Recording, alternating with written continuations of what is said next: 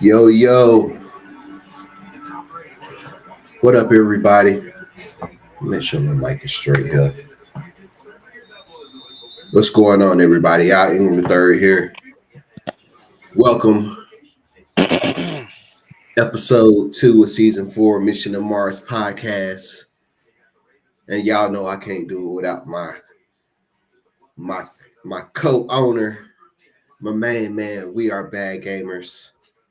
Gamers, what's going on, man? Um, Down the whole lot. Ready to break down some week 1 action, man. It's been a great week of GSB action, and there's no better way than to sit here and talk about it on Sunday. Shout out to Kobe. I see Kobe's here already.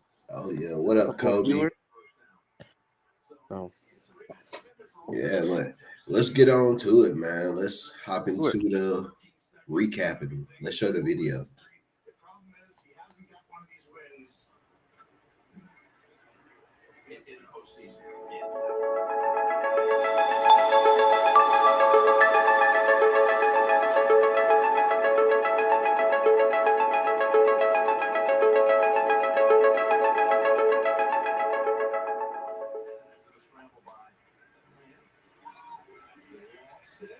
All right, bro. Let's get into it, man. So, starting us off, we had Atlantic City and Ohio. Start off the season for us. First game of season 4. Gamers, what did you think about this, man? This was a good game. This was a good game. This was a good. We got to see kind of, Ohio's missing some pieces, and we got to kind of see them be competitive. And then we also got to see this kind of new look Atlantic City squad. They've loaded up in a couple different areas. They got the guys like Bismack but Atlantic City looks really good. They shot well from 3. They need to probably focus a little bit more on getting rebounds, but I mean they look pretty impressive. Hojaris and Ricky Spider had a good game. Gwen had an okay game. And so I just think we'll kind of have to see throughout the season how they stack up against, maybe, I don't want to say better teams, because I think Ohio's a good team. You could kind of tell that this is obviously not Ohio from last season that was in the championship finals. Right. But you can tell that Atlantic City was ready for this game, and they took it. They brought the energy. It was kind of back and forth, and then Atlantic City kind of definitely looked like the better team towards the end. Yeah, for sure. You had, like you said, Hojaris, Ricky Spider had a good game. Definitely for Atlantic City, Rayshawn Carter had an amazing game too as well. 21 points. Was perfect from 3-point. Made his free throws. He definitely carried this Atlantic City team, as well as, like I said, Hojaris, Ricky Spider, Javier, Cash. You had Gwen with only 9 points. I thought Gwen was going to get a little bit more than that, but played her role. They got a deep team. I mean, I I forgot about Rayshawn Carter. How could I? They brought Carter in, kind of, and I'm trying to pull up their roster right now. Like, seriously, okay, because I'm not used to them having the new logo. I'm gonna adjust. Oh yeah, I gotta adjust to the new logo, but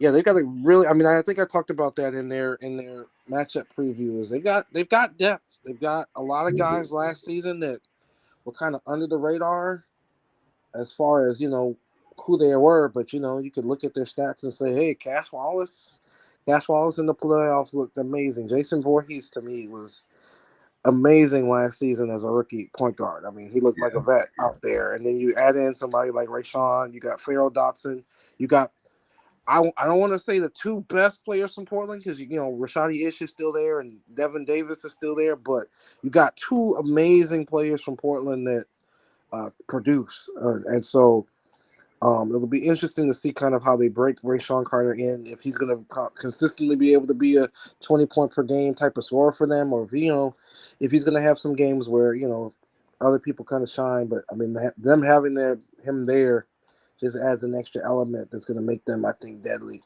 So Yeah. it's a good game. It's a good game. Yeah, and Like I said, then Ohio definitely has some things to work on. yeah, that's definitely what I was about to say. And on the other end, you had Shiloh Marino and Ethan Letterman have very, very good games. Shiloh put Yeah. up 29 points, Ethan put up 24. Yes, I Um, was, and I don't want to cut you off, but I was not expecting.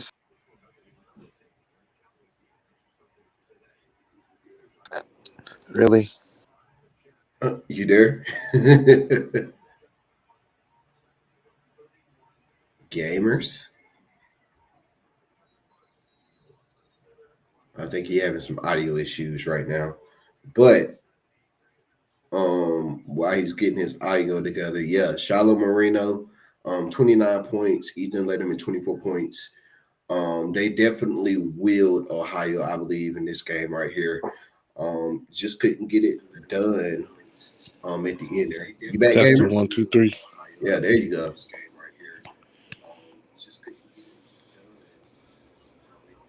Gamers, can you hear me? I'm back, but I can't hear you. Hold on, I'm gonna have to leave and come back. All right, you good. Yeah, I got a phone call and it messes up the audio. I'll be back. No worries.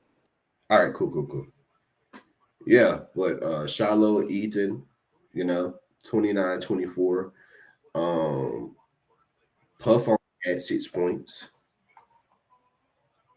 Bring gamers back in here. Yeah. Okay. I can hear you. Can you hear me? Yeah, I can hear you.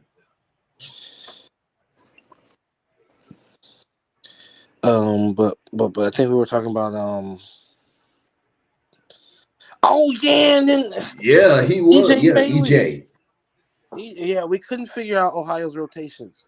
Yeah. Couldn't figure out Ohio's rotations at all, because you had, I mean, as soon as EJ came in in the fourth, like he got like 6 or 7 points super quick, and it was kind of like, why haven't y'all played EJ? Starting quality minutes. Well, especially when you have the space there to do it, because right now I think their main guard is Shiloh, who I was gonna say before I kind of got cut out was. And then you also have Puff. How can I forget about Puff in Ohio? So me and Puff, we had a nice long conversation. But you have a guard rotation there between Puff, Marino, and Bailey at point. And if you don't want to put Bailey at the point guard position, you could slide him and mix him in behind Letterman at shooting guard, and do things like that. But I didn't get the rotation there. It seemed like they could have kind of gone a little bit more tit for tat with the rotation. It's like you said, EJ Bailey. He came out when he did come out, and he played very good. Yeah. I'm looking at his minutes right now and his points, and he had 12 points in 14 minutes in that game last night. So if he would have played a little bit more, he definitely would have been a factor, and that probably would have pushed Ohio over the top, and they probably would have even beat Atlantic City at that point. I agree with you there, and I think that's just kind of how close the game was, that it just felt like, but it being so early on the season, it's like, is Ohio, is Atlantic City that good, or is Ohio doing something that kind of made it seem that way at the end there? Because I really felt like it should have been a much closer game, even though on paper it looks like Atlantic City has the deeper team. Ohio, I mean, you got guys like Letterman and Shiloh Marino, who I don't think many people expected to just pop off the way he did. I mean, but I think if they get a little bit more from, Appleby Evans, Philbin, Tribble, and Metro have got to play a little bit better.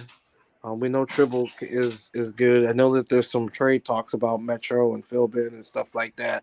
But those guys, I mean, they get stuff done. They'll get you rebounds, they'll get you blocks, and so Metro is also liable to get you a few buckets every once in a blue moon. And same with Philbin. Philbin can get you a nice putback, stuff like that. So they just got to figure things out. I don't think that they're I'm working on like a tier list, and I don't think that Ohio is like in a bad tier. I just think um, certain key moments they needed certain people to step up, and either the rotations Yeah, weren't right or they just don't know who the guy is going to be yet. Even though it looks like it might be yeah. Marino, but we'll see. And this is definitely in that regards. This is definitely not a team to count out just because they Hmm. lost this one game. Because it's Right. the beginning of the year. We're getting used to just getting the mod and everything, and getting ready to start game planning and stuff like that. And a lot of people haven't had time to work on their rotation like they normally would. So I think once Ohio gets their rotation down, especially a good rotation, when that sees EJ Bailey play more than 22 minutes, Hmm. um, they'll be a very, very good team this season for sure. And I can still, even with this loss, that for me doesn't even mean anything. And I could still see them potentially as a playoff team as well. I agree. I agree. Yeah. But let's move on to the next game here.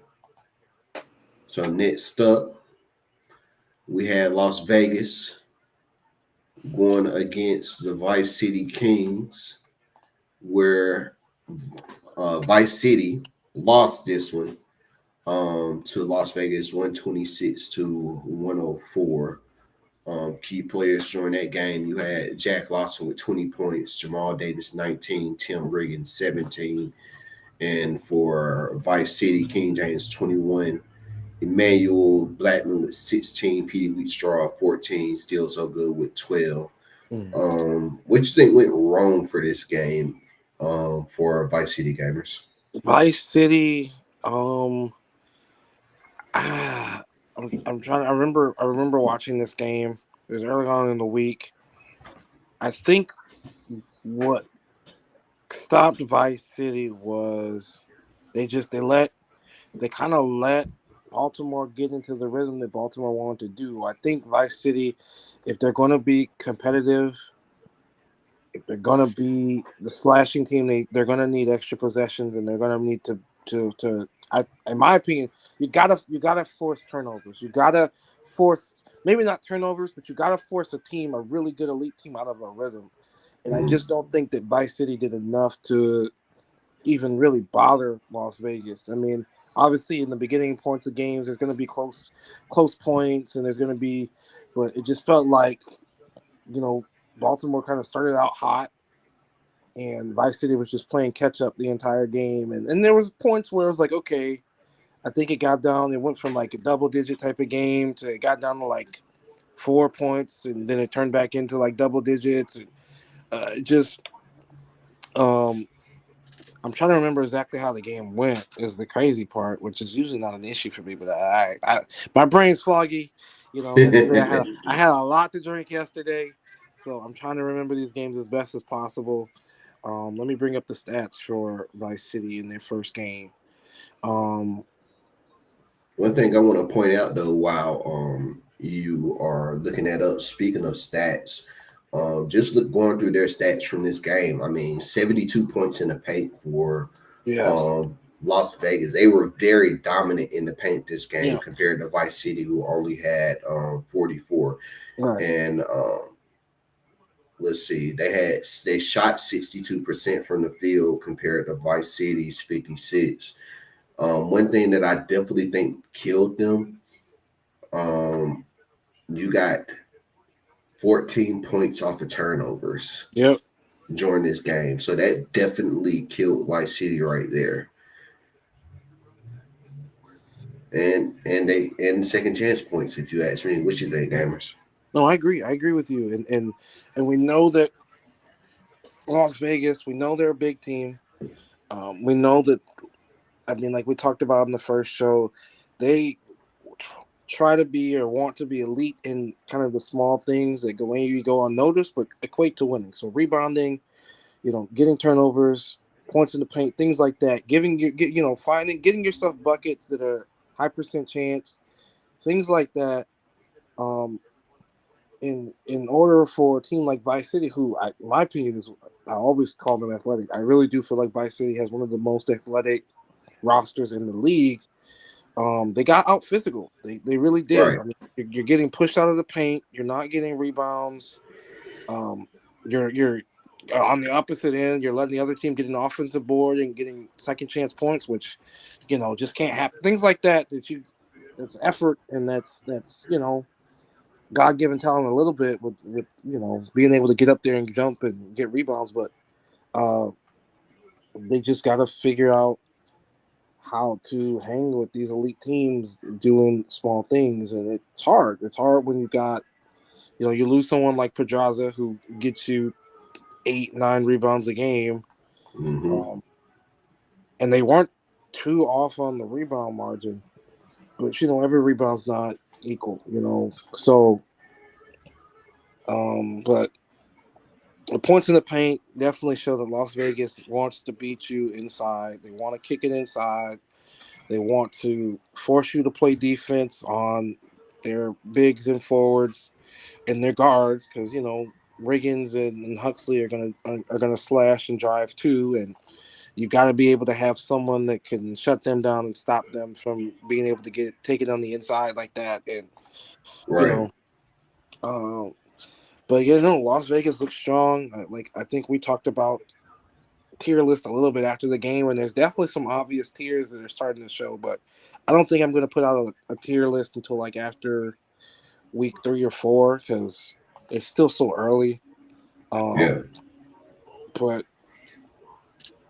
I don't know, and and some of these teams they're working in rookies or sophomores or whatever they're called. You got your freshies and your sophomores, and so I think it Hmm. was apparent, that Las Vegas was going after guys like Deathridge and guys that are only been in the league for a year or so, Hmm.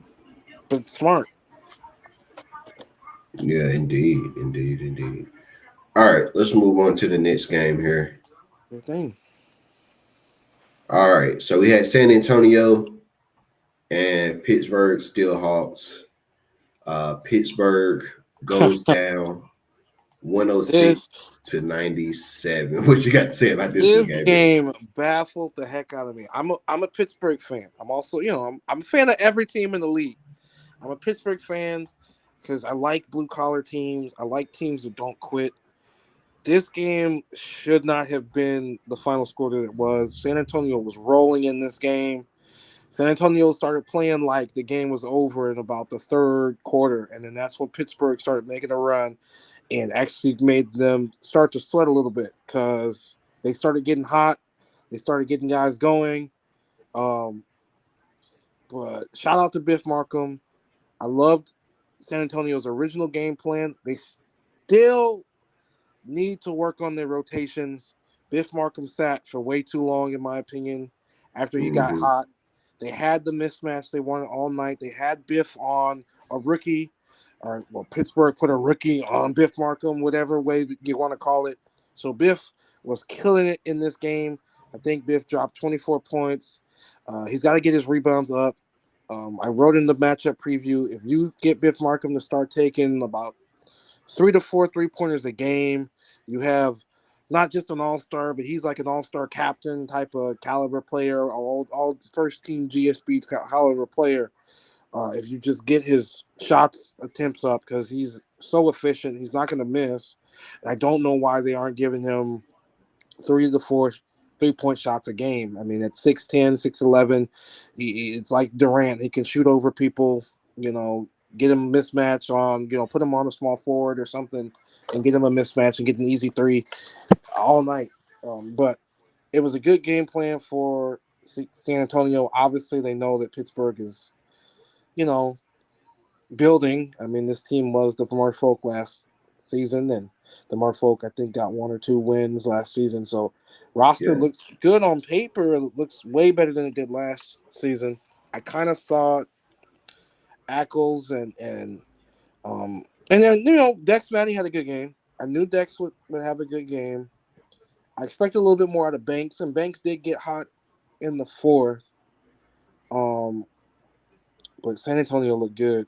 I mean, obviously, it wasn't against the maybe equal competition, but I just think they had the mismatch, and then they didn't really turn it up to the level they could have to make this more of like a 115-97 type of game. So, what did you think of this game, though? Uh, I have mixed emotions about this game. Yeah, I do believe Biff. He had a very good game. Biff is always going to have his game. Um, and San Antonio, they look very well in this game. I was confused because I know they were up by like 20 at one point, Yeah, and yeah, they got up see, like 20. Pittsburgh came back. Mhm. Um, for Pittsburgh, they like we said, this was Virginia last year, so they're basically working from the ground up this season, trying to make their roster a whole lot better. But they got potential playmakers. They have playmakers on their teams. I Yeah. mean, like you said, Scout Mitchell, Justin Banks, Prince Rebel, Dex Matty, who shocked me. He only had 7 points in this game. Um, Oh, I thought he had way more. Holy cow! Yeah, yeah, you're Dex right. I Matty got only 20. had 7 points in 20 minutes in this game. Wow. So you're looking at guys who you're used to putting up at least like 15 points Mhm. a game, especially last year, and they couldn't do it this year. Like Scout Mitchell, he's gonna get his points. Like let's Right. put that Right. out there right now. Scout Mitchell is gonna get his points. But you got Justin Banks only getting 13, Prince Rebel's only getting 12. Truck Ankles only getting 10, which I think that's kind of normal for him for his Right. position. But yeah, Dex Matty was the big surprise. I think if he would have got a little bit more started, Mhm. then that probably could have been a game changer for Pittsburgh. But like we said,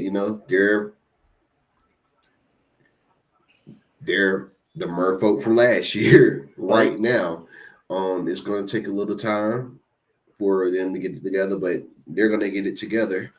And it's going to be interesting to see how their season goes. Especially this week since they got Ohio. I'm sorry, not Ohio. They got Oceanside, who is a very good team as well. Right. So Right. it's going to be very good to see what they do. But San Antonio looked very, very good this week, though. Yeah. Yeah. No, I think anytime you have a team that can get out to 20-point lead, you're doing something well. They got Exactly. they got to finish games though. Yeah. That's the elite teams in the league. You give them a chance to catch up, they'll make you pay every time. So they've got to finish games. If you're on top of a team, if you got a 10-point lead, you need to figure out how to get the 20-point lead. If you got a 20-point lead, you need to figure out how to get the 40-point lead type of thing. Um, because um, I'm reading your comment, Woody. Yeah, I am too. Rotations with clipping. Yeah, we Yeah, 100% agree with you. yeah, we agree. We Yeah. agree. And it's a lot to ask for rookies to guard all-star caliber players. There's the rotation system. It is what it is. It gets messed Hmm. up, and it's very frustrating. Um, Especially when it puts in people at certain positions just for them to play that supposed to be playing that 1 or 2 minutes while the other person's supposed to rotate in, and then they get stuck.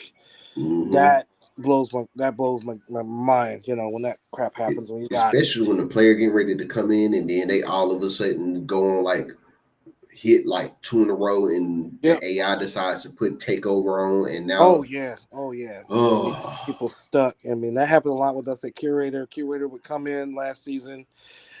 He would be like at center or out of position.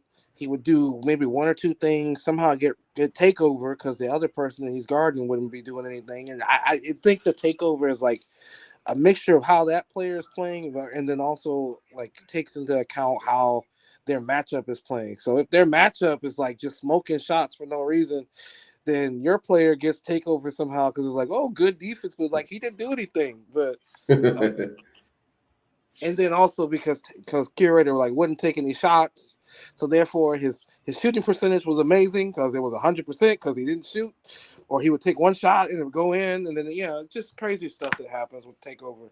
But what do you guys will get it figured out? The rotations, you gotta kind of have to play around with them a little bit to kind of get them to work the way you want to. But once you figure them out, it's just a matter of making sure you have the right people in at the right time and getting those matchups. Um, oh yeah. but then you also have to look at your roster and be like, okay, can we, like I think it would have been smarter to probably have put Chuck Ackles on Biff, something like that. I mean, Biff's got the better athleticism there, but you know that with Ackles on Biff, you're not gonna get Biff's points in the paint as easily as he did. I mean, Biff was just backing the rookie down and just getting it right into 1 and 2 feet and going right up for easy layups like it was practice. So just food for thought. Sadly we don't really have the normal division, so it's not like we'll get to play that team again. Right. But you will play similar styles. That's the thing I like about the league is you'll play similar styles, you'll play similar types of players and similar builds, so you can learn from every game and kind of just stack what you learn, and then create a game plan around what you've learned and adjust. Indeed. Well, let's go to the next game here. Sure thing. Let's do it. All right. So a classic rivalry game right here. Yeah. We have Boston versus New York. New York pulls it out 117 to 112. Like I said, a classic rivalry game. I think we saw this game maybe 2-3 times last season. I think Boston won. I want to say Boston. No, did Boston win all of them last season? I think Boston put the dagger in New York last season. Yeah, I think so. But let me start off by saying this was a very good game. I think I'm just going to put this out here. I think Greg Lake has finally found the team he's been looking for. Yeah. He has been playing phenomenal preseason and season 1. He has been very good. You're starting to see him get to the point to where he's productive like he used to be, which is a very good sign for New York. And then with him in that combination of Ant Thomas and Marshall Drake, man, New York is one of those scary teams. You don't know until you actually see it played out. Yeah. And then they get on the court and they play absolutely well.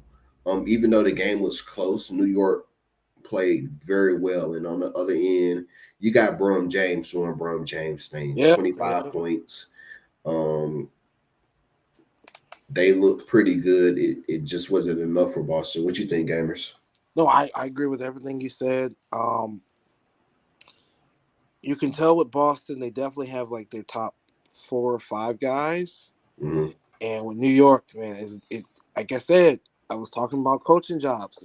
New York, to me, was like a good place to land. You got a really good base, and then you've got Counterman, you've got Thomas, now you've got Lake.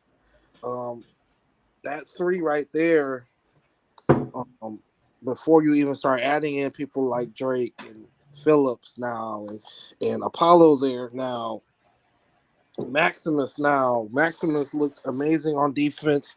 I want to see more out of Chambers. That's another bona fide shooter that you have there. Mm-hmm. And Ty Snow even looked decent in the minutes that he had. So the rookies, they're going to come along. This was a good victory for New York, in my opinion. Boston had their number last season. Brum James looks amazing. Brum James combined with Mike Mello and Greg Powers is very dangerous, and King Demora. This was just a good game. It just felt like a classic GSB type of game. Like, I don't think either one of these teams are bad. It's just kind of how the game unfolds. Right. New York made more free throws, I guess. But I mean, Boston had a better shooting percentage and made more shots. Just one of those games. It just comes down to, Yeah. I mean, when these two play each other, they never disappoint. Right. I gotta say, they never disappoint because it's such a classic rivalry. Going back to when they were in the same division the past 3 seasons, and then of course now we have separate divisions. I'm not sure if they're in the same division again this year. I'm gonna have to look and see. But this is always going to be one of those rivalries where when these two, you got to watch them play. No. And this was a very, very good game.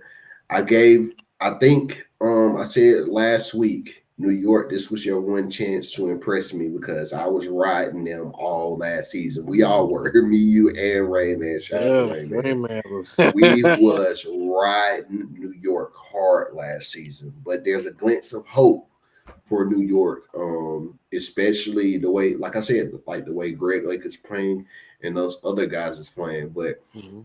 so they're starting off good, but they Yeah, got some challenges coming up though. They got to have play to keep. Atlantic City, they got to play Yeah, Seattle, they got to play New Orleans. yeah. So in the next 3 games, so they got some challenges that's coming up these next few weeks. So it's definitely going to be their chance and their opportunity to really show if they can really hang in there and be a threat And I this mean, season. it's If you ask just me, it was such a weird game because it felt like Boston did everything right to kind of slow down New York's offense. I really like what New York will be able to do with their offense, and I wrote about it in my matchup preview. They have, you know, 3 people on their team that can get you 25, 30 points. You got Counterman, you got Lake, and you got Ant Thomas. So any of those guys or girls can get you 25 points a night. And so they finally put the lineup in that I wanted to see. They put Thomas at the 1. I think they had Greg Lake at the 2, and then they had Counterman coming at small forward, and it really allowed them to do a whole lot with the freelance. Because your defense is reacting, but you can only react so much, and so mm-hmm. Ant Thomas is going to drive and kick and Lake was open or Counterman was open, so that was there all night, and so it's gonna be another challenge in the league, I think, on how to slow down that kind of freelance style of offense that they'll be able to play. They really don't have to run crazy plays. I mean, you got Thomas. As soon as Thomas comes in, you better double team him because he's Ant Thomas. So um, it'll just be interesting to kind of see as the season goes along. If they'll kind of be able, if teams will be able to nullify, if you can stop Lake and Counterman, because Counterman is, it is what it is. Counterman she has a bad shooting night every once in a blue moon. Mm-hmm. I won't say she had a bad shooting night the first game because she shot 80%. She went 4 or 5, but she only scored 9 points. And so then you have to start wondering, okay, do you guys have a primary ball kind of issue there? Do the people that you need to score all have to have the ball in their hands, or can they kind of make their own opportunities? So we'll just kind of see how that goes along because Ant Thomas only had 5 assists during the game. So um, but they look strong. Yeah. They look strong last season. They were on life support. So quick turnaround, but we don't know how good Boston is right now. We Right. don't know how, so we'll find out how good New York is, like you said, in the next 4 games. Yeah. For sure. For sure. Let's move on to the next game, gamers. We excited to talk about this Oh one right boy! here coming Oh up. boy! Oceanside Oh Surfs man! in the Albuquerque Martians. Hey, Albuquerque wins it 123 to 91. Great mothership. in the Go ahead. mothership. Yeah, go Great, ahead. great performances by myself and Brent Lane. Brent with 29 points, myself with 21 points. Then you had John Fowler 15, Jason Peace 13, and I think the story of that game though has to be Monty Clark almost Yeah, pulling, I believe, the league's first triple double yeah. in that game. I'm gonna let you talk about the first game. Is what you got? I, you know, this offseason kind of went by pretty quick. Mm-hmm. And we made these 2 kind of small moves. We brought in Ty. We got Monty. Um, we kind of brought in Monty as more of a rebounding and paint kind of defense. Monty has always been a impeccable rebounder. I didn't know Monty was going to say, you know what, let me go ahead and just get double-digit assists. Let me just do that. Let me just intelligent. I got the best shooters around me in the league. Let me just grab the ball, take it inside, kick it out to Al Ingram, kick it out to Brent Lane, kick it out to John Fowler, kick it out to Jason Peace, kick it out to, Paulie Truth. So we'll see if this is something that, continues. we're definitely going to try and figure out ways to make it continue. But Yeah, I was very pleased with the performance. I will be honest, I was not expecting it to go that way. I thought I it was going to wasn't be either. a close game. Kobe, I promise you, I wasn't. I wasn't thinking it was going to go that way. There was no way. There's no way. I never go into a game saying, "Hey, we're just gonna dominate from kind of start to finish." And we had lapses. Obviously, Yeah, both teams had lapses. We had moments where I'm like, I was getting disappointed because I wanted to see certain things and it just didn't happen. But it was a good game. It was a good yeah, game. It was a good way to start the season. We still have to get in the lab. We still have to work on things. yeah, Um, I like to see Anthony Stover get a double-double. I like to see Brent and Al Ingram, you have amazing games. Um, I like to see Peace look comfortable. I like to see John Fowler look comfortable. yeah. I even told Peace after that game. You remember we were in the locker room. I Right. told him, I promise you, I was trying to get him more minutes because I Yeah. think he only finished with like maybe 14 or 15 minutes that game. But the way Monty was playing, though, Yeah. um, Yeah. it just couldn't get him off the court. But I was rooting for Monty to get that triple double Oh for man, I sure. was praying for it. Whether it came off of our miss or offensive board or Right, something like that. I was just like, but you know, and this no disrespect to Oceanside, they're an extremely great team, good organization. We had this yeah, game circled. I mean, they were the number one team last season for most of the season, in my opinion.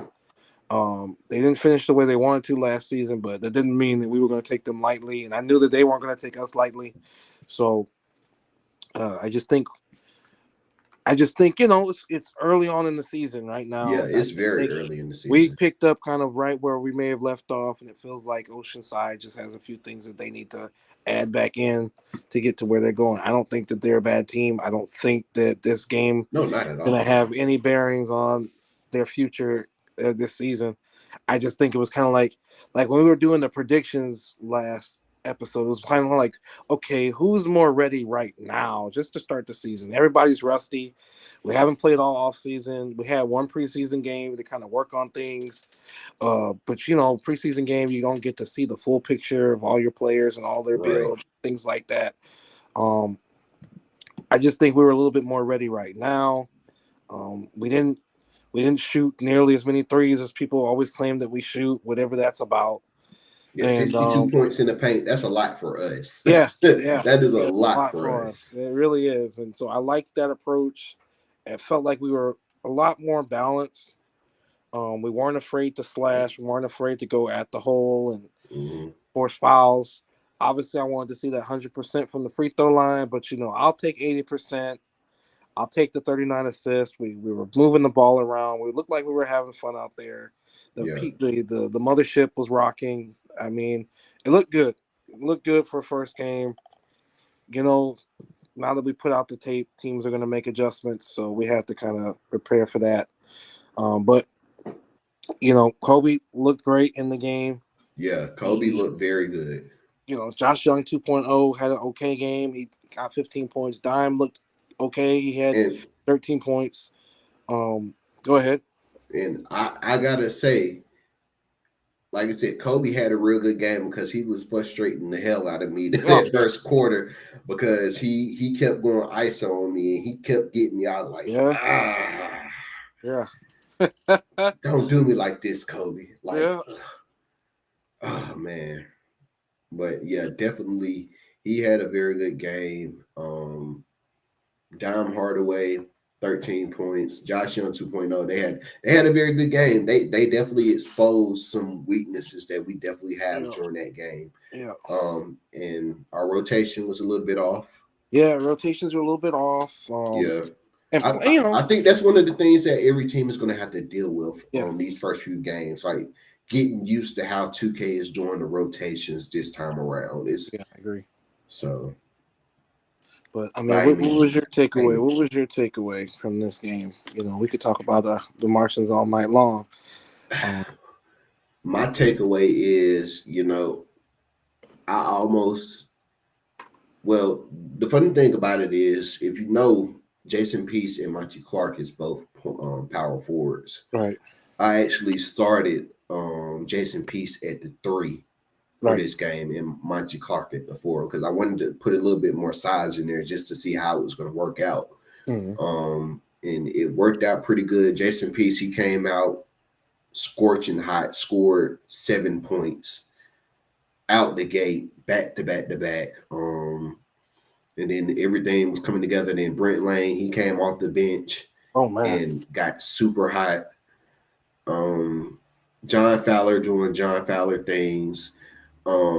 Anthony Stover, I'm real proud of this guy because I think last season he wasn't the big that he know that he could be. Right. But I think I think that game with this game, hopefully he can step into his true potential. Mm-hmm. I mean, he finished with a double, so he was looking very good down there in the paint. And then as far as me, you know, I didn't really have to do nothing the whole game. If you go back and look at the game, I think I only had like 8 points going into the fourth quarter. Yeah. And if I did Yeah. anything, I just came out and helped close the show, if you ask Yeah. me. You had a Brent monster. was doing everything. But Yeah. it was a pretty good game all around. Like I said, there were some things that I liked, there were some things that I didn't like, there were some things that made me cuss. Damn it, Fowler! No, I was playing. Yeah. But you know, these first few games, I think for me, is just going to be like those games where I really get to like evaluate like how our roster really is, because we have some very good games that's coming up. That's really going to be tests, and that's really going to show what direction we need to go in. Yeah. Just like this week, we got San Antonio, then we got Vice City, then we got New Orleans. Then we got the epic showdown the first week of December against Seattle that I'm very much looking forward to. We got some challenges coming up. Oceanside does too. But it's going to be interesting to see how us and Oceanside, fares this season. Mm-hmm. Oceanside, I can definitely see they're another possible team that I can definitely see making the playoffs once they get everything squared away. And I know Kobe Johnson is going to do it because Kobe Johnson is a great guy on the court and out and off the court. So, no, Biff, we are not starting over. Biff, but we will give a shout out to Biff. Biff, you had a great game. Yeah, you had a great game. Yeah, EJ. Everybody's rotation is very weird. I don't know like what's affecting that, but it is like very, very weird. But I'm pretty sure like somebody's going to find a way to figure out how to fix these rotations. Yeah. Trust me. But yeah, that was basically my take on the game. You know, it was a good game. Oceanside played very well, no matter what the score was. I have all the respect for Kobe Johnson. I have all the respect for Oceanside. And I'm looking forward to do it again with them next time in the future. And we're looking forward. So that's it for that. Let's move on to the next game, though. All right. Oakland Otters, Portland Pioneers.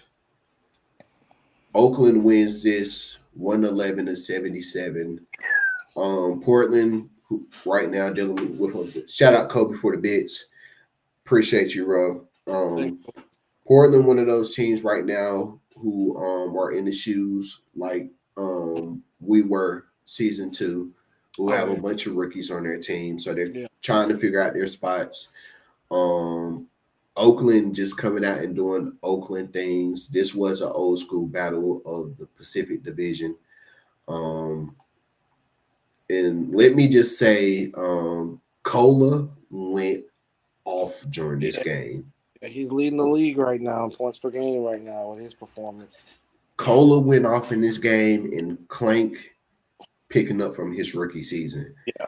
Clank played a very, very good game. So teams is going to have to find a way to stop that 1-2 combo right there. Yeah. And then in the background, what you think you stopped Cola and Clank, you got Javad Storm, you got Dane Jones lurking in the background. Like we here too. And then just to push it over the top, here come Gleesack and Anthony Stank. Yeah. And Stank definitely closed out the show during this game. Some of those dunks he was doing in the game, he was just showing off at that point. Well, and I wrote about that in the matchup preview about okay, what version of Stank are you going to get? Obviously, it's still that season 3 version where Stank is trying to be an assist heavy point guard and get everybody else involved. It worked Mhm. this game. I kind of thought it was gonna. I really thought it was gonna be closer. I didn't, but when I go through Oakland's roster, I'm like, oh no, they still have more than 70% of the team that they had a championship with. They're just missing one or two pieces or a couple pieces. And like, oh, this is their season 2 championship team. This Right. not with season 2 stank. Um, and obviously they don't have odd enough, so that's assist kind of happy guard. They can also slash and score, but just man, I mean, yeah, like you're saying, Portland is definitely in complete build mode. They have to start it. They have to start from the bottom pretty much with this many rookies on their roster, and uh, I talked about it in the matchup preview. Devin Davis and Rashadi Ish are going to be your 1-2 punch all season. You're going to need guys like Ralph Rodriguez to step up, and he did. Ralph got 13 points. Um, you're also going to need Sean Robinson to have a better game. Sean has been a letdown for them, I think, and he just needs to figure out what he can do to help the team and stop thinking about what he wants to do to help Sean Robinson, because that's not helping Portland and it's really not helping him. Mm. He's got to do better than getting 4 points, and 2 rebounds and 0 assists. He's got to do better, I'm and I t- think he can. I think at this point in his development, he can. And I know I talked to him. He said he had a few things that he was going to really, really pour into, this week, and hopefully for this upcoming game, you'll see a vast improvement. But still, that only gives Portland 3 players. Um, and if Sean has an up and down game, then you're back to just having 2 players. And Rashadi Ish can get you 20 points. Devin Davis usually doesn't score 22 points. But I think the vets on Portland just know that they have to carry. I mean, they're not going to lay down. They're not going to just roll over. But I think on the prediction, the weekly pick'em sheet, I did have Portland as like probably going to score the least amount of points this week. And I don't know if they scored the least or um, if Motor City scored the least, but I wasn't Close to that expecting it money, to baby. be. I wasn't expecting it to be. I wasn't expecting it to be a kind of this kind of beat down. I was expecting it Right. to be a little bit more competitive. I felt like Oakland was better and would win, but I didn't think it was going to be whatever the lead is, 37 points or however many Yeah. points So it is. so Shane just made a comment in the chat. He said, "Let's be real. Teams will have a day versus Portland.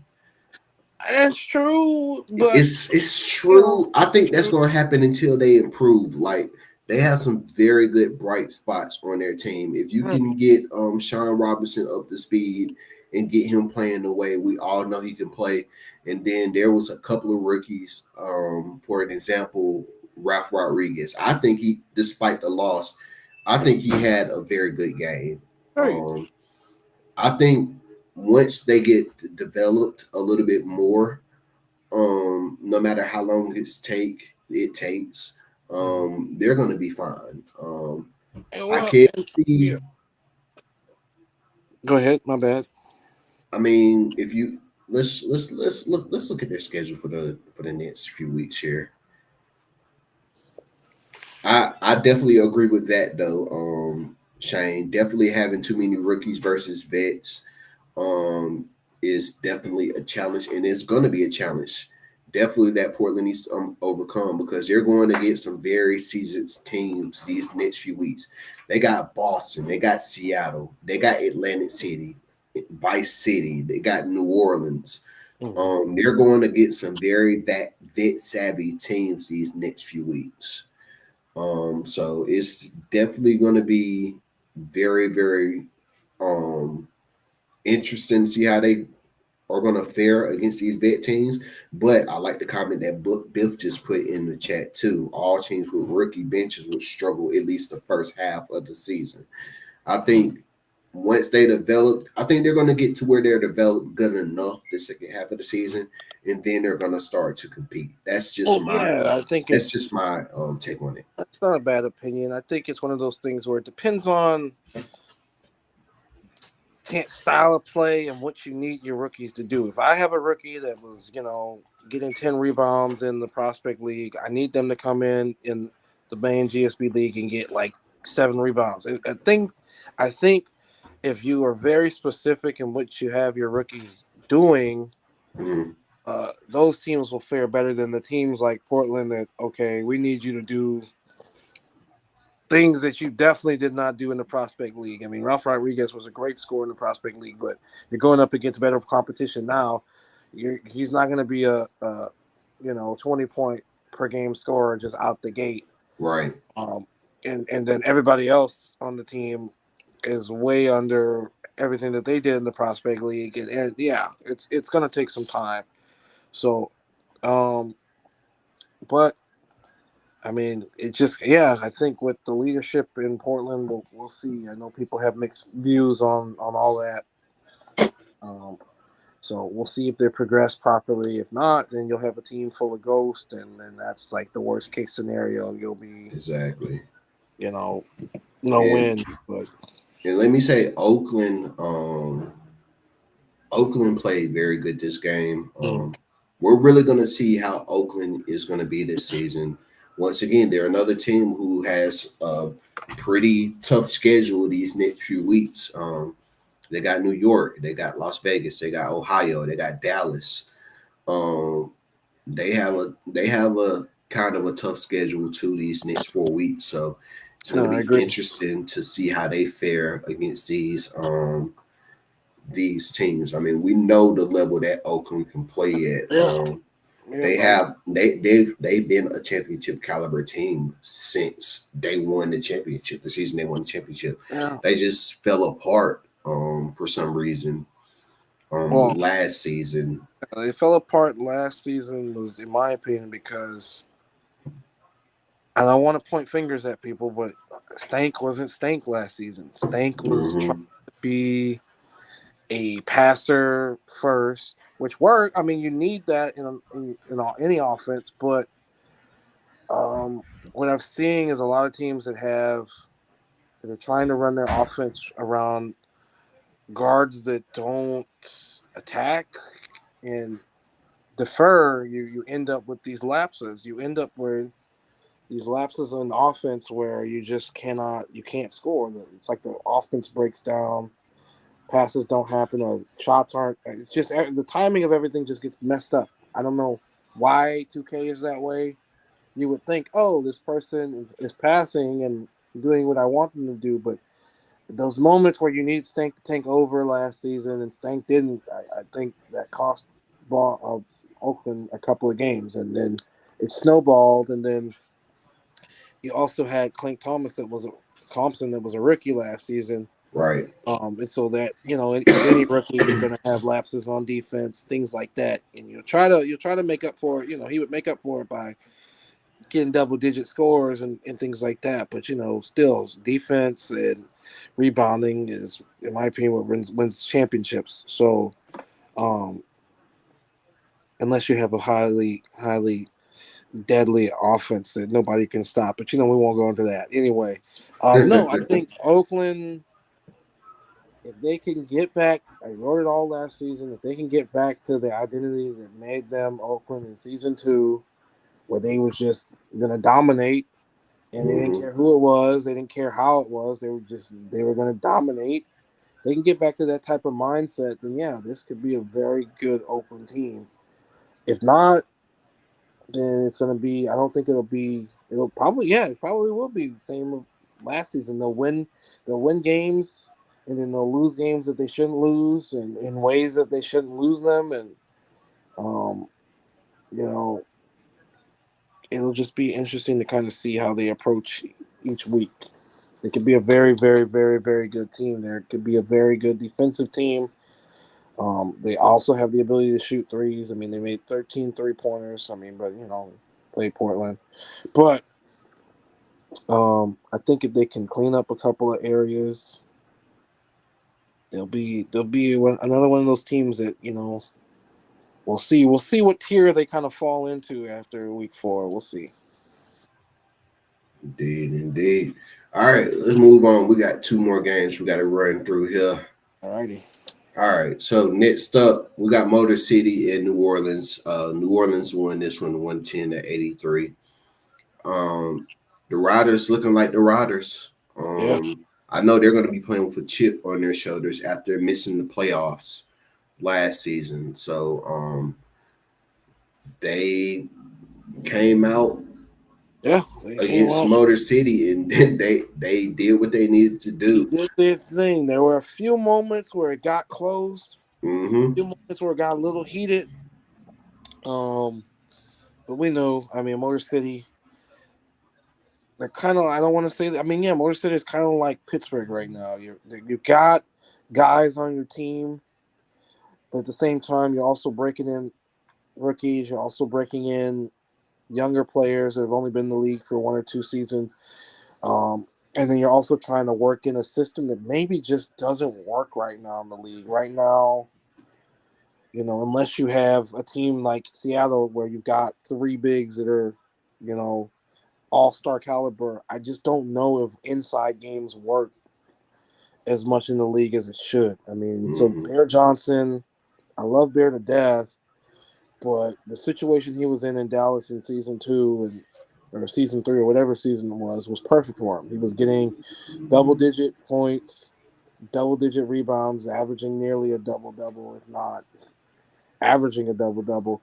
So, um, I don't know if he has the shooters and the defenders around him to recreate that season, that scenario in Motor City. And I love Bear, but you've got. I mean, who went off from Motor City? I think it was Joey Phillips. You've got Joey Yeah, Phillips Joey Phillips had 19. going off for you, which on one hand you're like, yeah, that's amazing, and on the other hand you're like, wait, Joey Phillips is your leading scorer, and that's and I love Joey Phillips.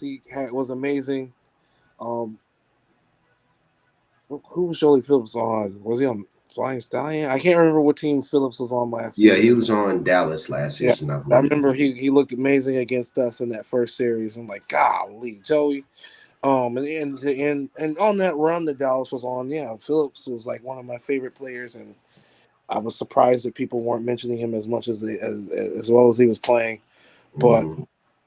Motor City's just got it. They're breaking in a lot of rookies. Kenner had a decent game, 17 points. Um, got to Kenner Oh is yeah, going to be better. Joey was Ohio. Thank you, Bill.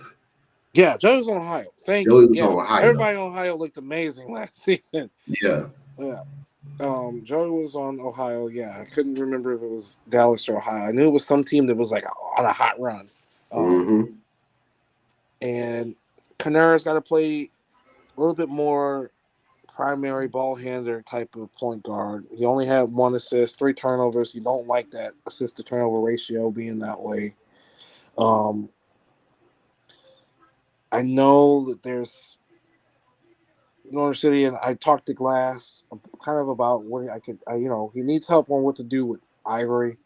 Mm-hmm. Ivory is a great veteran player, but when you have an isolation type of player, there's only certain things you can really do in certain situations. It's kind of hard to figure out exactly how to make that work in an offense where everybody wants to shoot now, or um, it's hard to run isolation in the league the way that it is right now. Mm-hmm.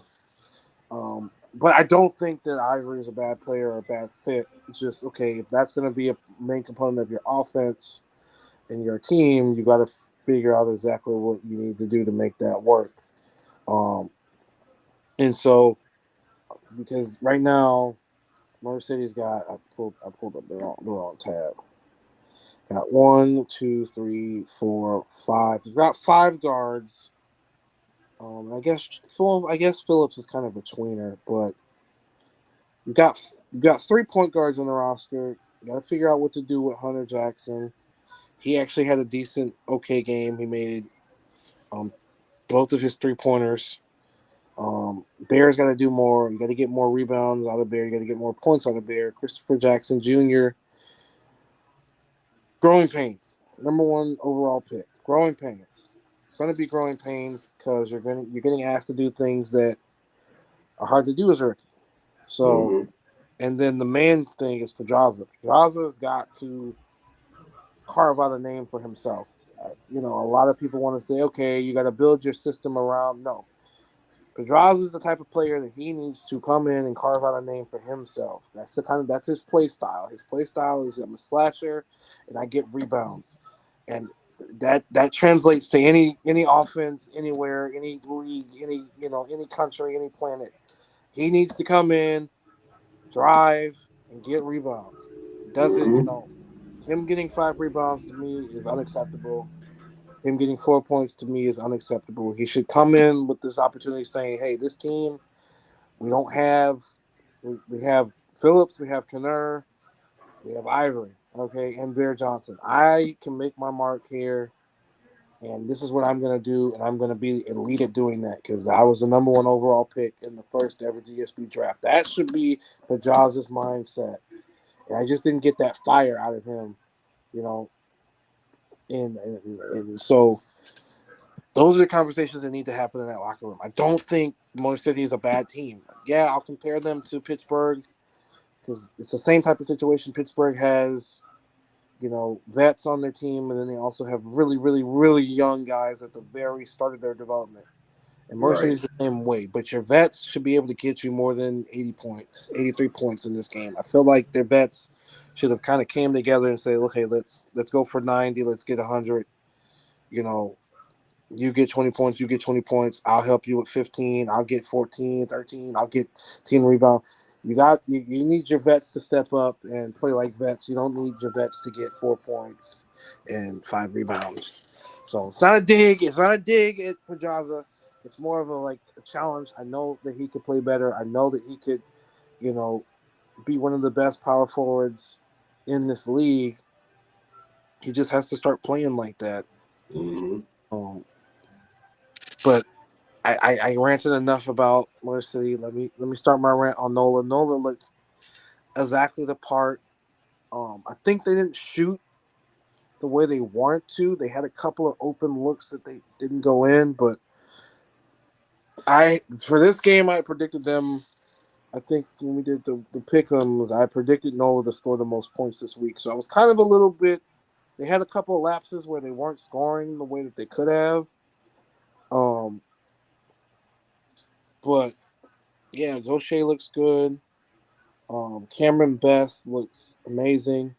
Greatest Mm-hmm. ever is gonna be good for them. I was, worried about greatest ever maybe not being ready just yet to be unleashed fully. Maybe playing more of a role playing type of role, but greatest ever looks like they are ready to kind of okay, give me an increase in minutes. I can do this. The whole team just looked like they were solid. Um, Right. I know they were commenting about their defense during the game. Their defense does look good. They got a lot of blocks. They caused a lot of havoc. Um, they're big. They're fast. They're athletic. We'll kind of see. New Orleans is I love New Orleans. Always a team I'm rooting for. Always kind of have to see though how they stack up against the other top teams in the league. Because they kind of have this tendency to say, okay, we're here, we're ready, and then you put them up against team like Seattle or a team like they get a shot at Dallas, they get a shot at Kentucky. They kind of back away a little bit. Like, okay, well, we got to work on this. So I really want to see if they've taken that next step and say, we're the top tier, we're ready. We're not going to let these other teams outclass us, or we're not going to shy away. So it was a good game for them. They attacked the paint. Yeah. The fast break points were amazing. I love them in the fast break. They look so comfortable. Holford looked good. I like that they have a variety of attack styles in the fast break. Some people, cut right to the basket. Some people cut to the 3-point line, give you, a two or you get a three.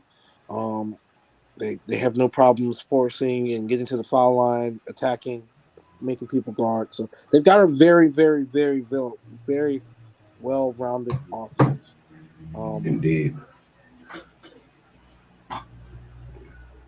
Let's move on to our last game here, gamers. sure thing, sure thing. All right, so I actually got to call this game right here. Oh, So okay. you got Seattle and or did I call this game? I can't even remember if I called this game or not. No, I didn't call this game. Did I call this game? No, No, I no, no. didn't call this game. I I actually called it. watched this game from Yeah, when I was out of town. yeah. Yeah, so we got the Seattle Orcas and Dallas Flying Stallions. Seattle, first game of the season coming off the championship, and they win 108-93. Um, this was a very, very good game to Yeah, me. yeah. I could see it being a lot closer than what the score actually It said. it was. It But was. with this game, I mean, it just came to Seattle doing what Seattle does, and that's Mm, being dominant in the paint. Yeah. I mean, if you look at it, 60 points in the paint compared to Dallas 34. And Seattle just played amazing in that game. You had Mhm, Canan Abel doing Canan Abel things, of course, 26 points in the game. Charlie Giroux with 20 points in the game. Um, I mean, Seattle, I'm sorry, yes. And on the other end with Seattle, you had the Dragon with 20 Yeah. points. You had Medici Quan. with 20 points. Mhm. You had Nick Hill. I think he exploded out of nowhere one of those quarters, and he had 17. Yep. Um, Seattle is a team built for playing in the paint. Yeah. This when you say a good team that plays in the paint, GSB's best probably team that plays in the paint, you're going to look at Seattle every time because they're always so dominant in the paint and they're good at stopping teams in the paint as well. Um,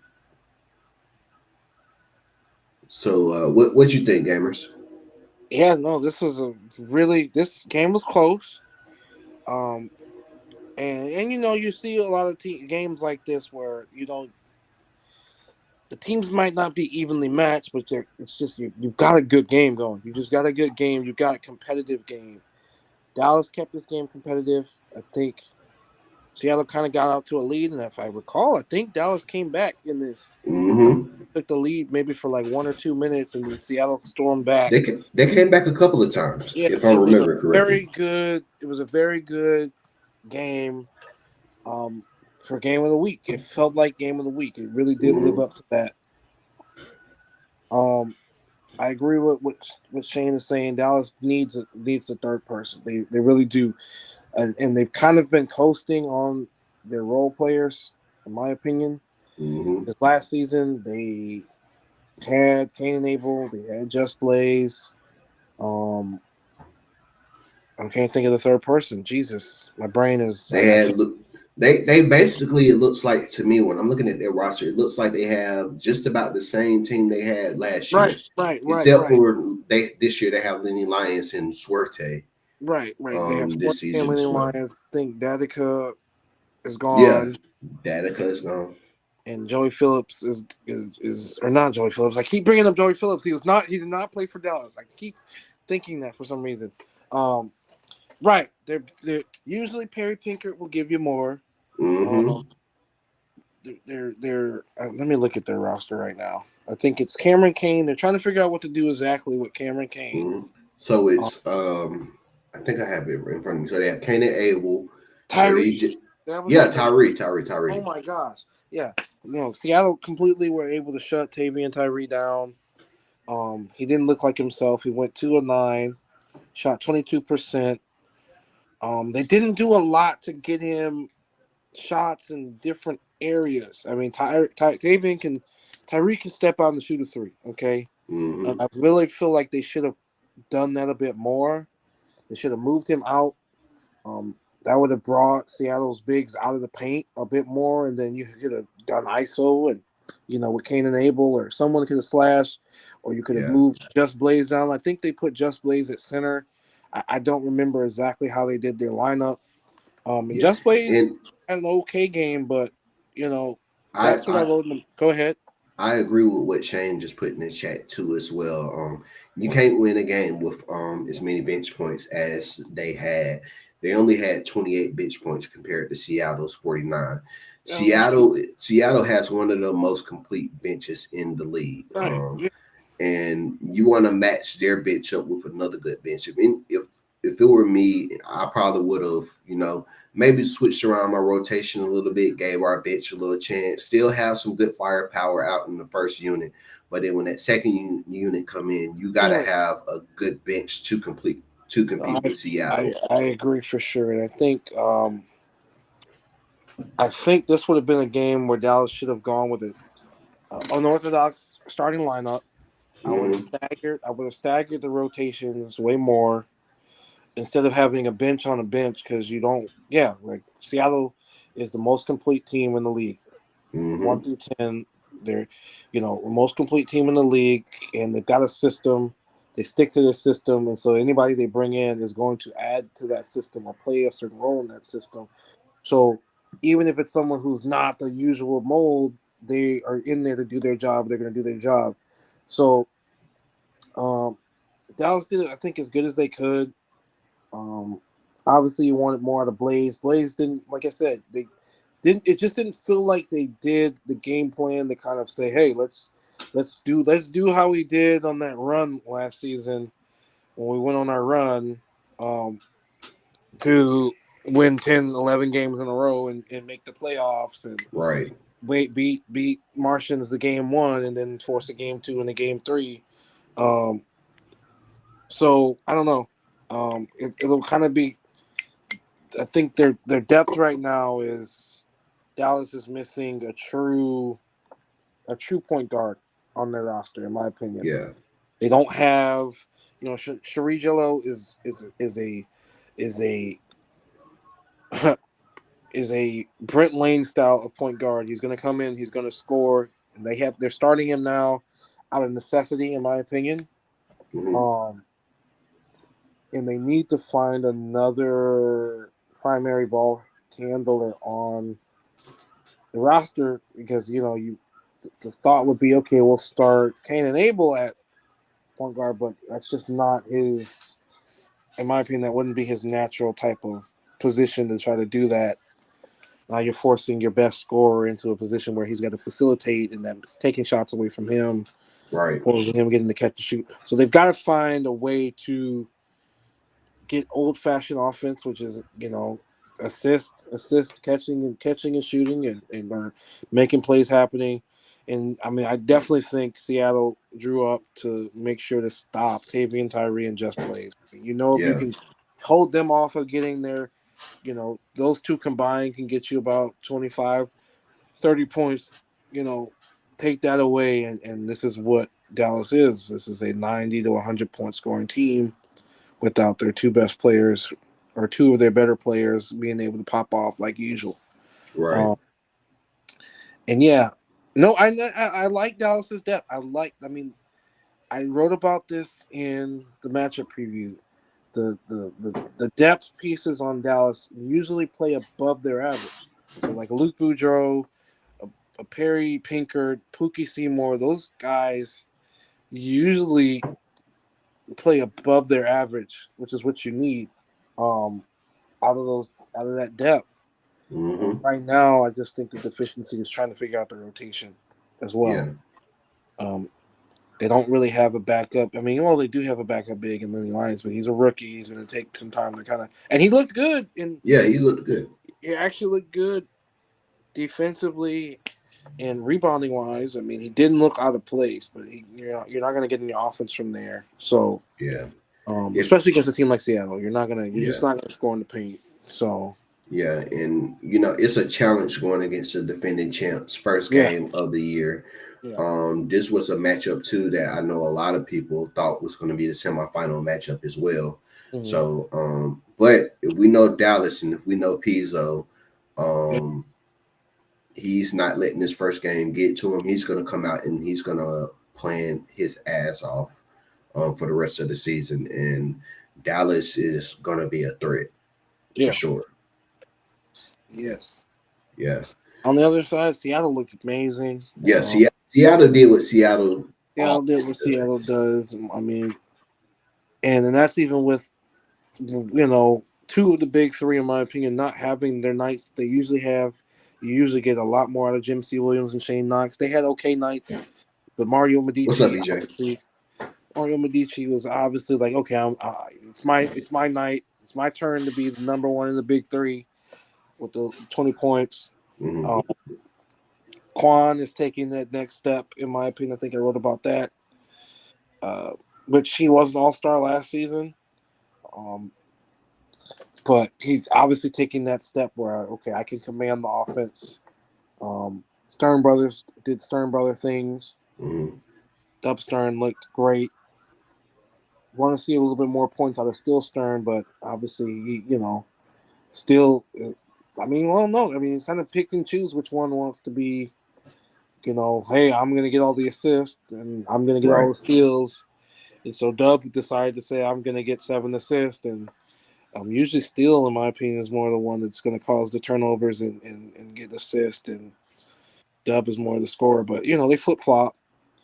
And Coco Raccoon started out good. I expected him to kind of fill in a little bit more with Butch Harrison gone. Um, even though Harrison kind of played that three, even though they let him be a ball handler. So Mm-hmm. it'll just be interesting to see. And yeah, I think this was Nick Hill's best game in a while. Yeah. They're gonna need it. They're gonna need it. This was a good test for Seattle. They won handedly, and I think in the end there it was very close until about the last 3 or 4 minutes, and then it was kind of like Seattle. Yeah, they just took over, and Dallas couldn't score another point, and it was no questions. And they blew the lead up. So it was a good Yeah. test. You Yeah. know, So let's go back to Ohio real quick. EJ Bailey just put a question out in the chat. Would Ohio Mhm. be better of getting a good bench point guard to develop and starting Melo and having me go somewhere where a team needs a true point guard? Ooh, Not starting a rumor or saying I want it. It's just something I've been thinking about. What you think, gamers? um, would Ohio be better if getting a good bench point guard to develop? It's tricky because that's why Ohio brought in Biff. I mean, and not Biff. Not Biff. Get out of my head. That's why Ohio brought in Puff. Puff is a passer only type of point guard. We talk, me and Puff Hmm. joke all the time because he gets upset that he takes shots. He doesn't even want to take shots. But Puff is your kind of traditional, old school style point guard. Hey, I'm Right. gonna pass the ball around. Um, I don't think EJ needs to go anywhere. No, I not think at they need all. to flip flop the rotations, and if you don't want EJ to be one of the primary ball handlers, then you need to let EJ play shooting guard.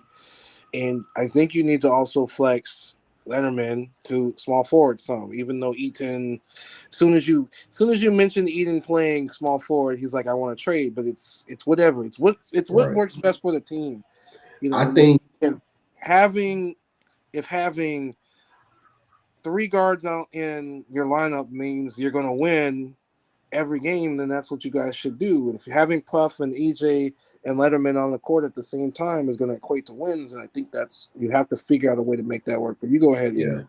I think EJ, I think you're right where you need to be. Mm-hmm. Um, it's kind of hard to say like you don't need to be there.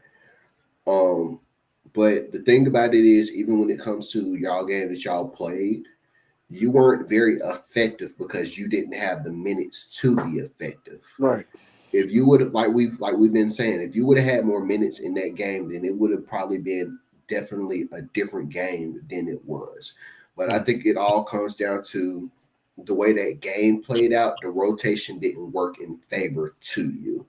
Right. So you're a true PG wherever you go, even if you're starting or even if you come off the bench. I think at this point with you guys is that rotation needs work to where, like I said, you scored like 12 points in 14 minutes, Yeah. which means Yeah. the time that you had in that game was very effective. You went off in that time you played. Just kind of like back in the day when Jordan got hurt and they put him on a minute restriction, and he told his coach and everybody, put me in at the moments that you need me to play very, very good Mhm. in that time limit. And for that time limit where Jordan went off, he went off the entire time. I Right. think Right. you're in a case where that happened to you in this game. Now I Yeah. can see your minutes being picked up a whole lot more Yeah. next game, especially after if they go back and look at the actual game and Yeah. see how you did and how you produced during the little bit of time you have. I think they're in the case to where they need to bump your minutes up after this No, game. I agree. I agree completely. And I think right now, Ohio is in that star syndrome thing. You bring in a guy like Puff, and so you Mhm. automatically think, oh, we've got Puff. Let's start Puff, and it might be no, we need to start EJ type of thing, and you play with that for a while and see what you have there instead of constantly doing this. Okay, I got Puff. Let me get Puff starter minutes. Let me get back up. No, I think right now Puff and EJ should both have equal minutes, Right. and whoever stays hot stays in the game type of thing. And because there were lapses, I think where Puff and EJ should have came in right away and taken over. Exactly. And And, took over. but so yeah, it's a rotation problem. I think you're right where you need to be. And I need to look at y'all's roster because you keep mentioning Melo, and I'm like, who's Melo? Wait, what? Mhm. Uh, Let me see if I can bring it up real quick here. hold on. I got it. I got it. I got You it. got it. I got it. Let's see. Because the only 2 point guards on the roster are Bailey and Puff and Stuff, right? And they're trying to make it work by having Marino and Letterman out on the court at the same time too. Mm-hmm. So you really got like 3 ball handlers. You got Marino, you got Bailey, and you got Puff and Stuff. Bailey and Marino give you offense. Puff and Stuff kind of gives you more of just assist heavy and defensive focus. Although Puff's defense hasn't been where it's supposed to be, and he knows that. Mm-hmm. Um, so I just think right. I think with that type of, I mean, but you only got 4 guards on the roster, and that's a perfect situation in my opinion. You've got 4 guards on the roster. You can play around with so much because you can either do 2 for 2, you can do one. You could play around with your guard rotation all game long if you really wanted to. And so I think that's what Ohio should do. Yeah, no. In EJ's defense, he came in the first period and then was not seen again until the very end of the game, which was true. Right? It's like Yeah, and I don't EJ. agree with that at all. I Yeah, didn't like that at we all. don't we don't we don't do our rotations like that at all. Mm-mm. I don't believe in that. I don't think that unless you're He trying has to a reason to be really upset. do Yeah.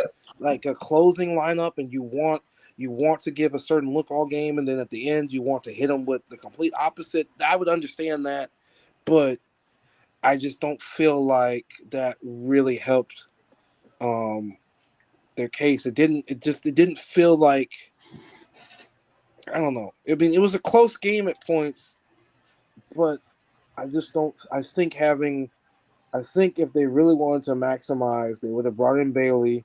They could have had Marino at shooting guard, Letterman at like small forward, and then rotated Puff in that way, and kind of flip and flop around that way, and move guys Right. up, move guys down, and take minutes away from a rookie like Time Lord, no offense, or take minutes away from Appleby Evans, who didn't have the greatest game that he wanted to have. Right. Don't take minutes away from your point guard that gives you 12 points in 14 minutes. Don't do that. That's not smart. Right. And then So, I like the point that Biff just made too. Think it was an error and it was not the intention of Ohio. I don't think it was the intention of Ohio. everybody knows 2K is going to do 2K things Right, right now. right. That's just like in our game with Jason Peace. Jason Peace was set at the maximum amount of minutes, Right. but he ended up only playing like 15 minutes the entire game. If you go back and look at that, and even still, like when he played that third quarter, it was at the beginning of the third quarter, and he sat out the rest of the game Right. until like 2 minutes left in the fourth. And no, So this is 2K is going to do 2K okay, this things. is a really good discussion to have Yeah, with the this is a admin very good board. discussion. Good discussion to have with the admin board is if it's time to take out takeover in the game. I think takeover on one end, I love takeover. On the other end, takeover ruins rotations. Takeover, It's a in my blessing opinion, and it's a curse at the it's a same blessing time. and a curse. It usually has the opposite effect for the first beginning of part of the takeover because like people who are supposed to make shots on with takeover on usually miss all of a sudden, and it's a good discussion to have. Is if is And takeover necessary? I know that they've looked at studies. I think Shane, you brought up the studies where it's illogical. There's no such thing as hot streaks and cold streaks. That's been proven in basketball. Players don't actually go on hot streaks or cold streaks. It's really all just based on kind of mechanics and stuff like that. So there's no such thing as I'm hot. I'm making every shot type of you thing. make sense, CJ. But Yeah. And then to be honest with me, and this is just my philosophy of when it comes to takeovers, I like how the rotations and everything played out the pre-rotation, the takeover era back season 1, season 2, when you didn't have to worry about teams getting takeovers as much if they did at all. I think during that period, the rotation was flawless throughout the whole league. Agree. And if it was, I mean, it's an admin thing. But if you ask me, I think takeover should be over and done with, and maybe we can find a way to turn the takeovers off, because I think at this point the takeovers is really affecting teams game planning wise. Right. Who wants to give a player like EJ a lot of minutes, but you can't, because once a player come out in that position in the rotation, then hits like 2-3 shots in a row, they're automatically on takeover. And now the player who hasn't played a lot is on the bench because this player has takeover, and it's not going to let them come out the game until that takeover is off. And sometimes that takeover doesn't come off for like a while. So I get where you're coming from, EJ. Right now, EJ, you're dealing with, you got new ownership, got new guys that are doing game planning.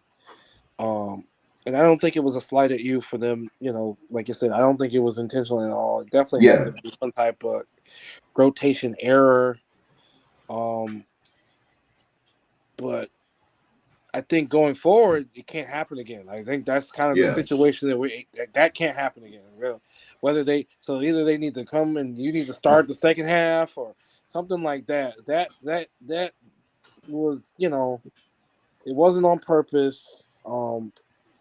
And it's just it's like one of those all-encompassing things. Like I think because we don't really get, like, I've always been an advocate for a longer preseason. I like the people to really be able to rev up and build the season up, and we get more time to, a longer preseason gives us more time to game plan and test things out and really know what we have. And so I think if we would have had like a longer preseason, we would have caught that, and that wouldn't have happened, type of thing. And I definitely I agree with what Shane just said too as well in the chat. I would definitely go to your team leadership. I would talk to your coach. I would talk to your owner and tell them how you feel about everything.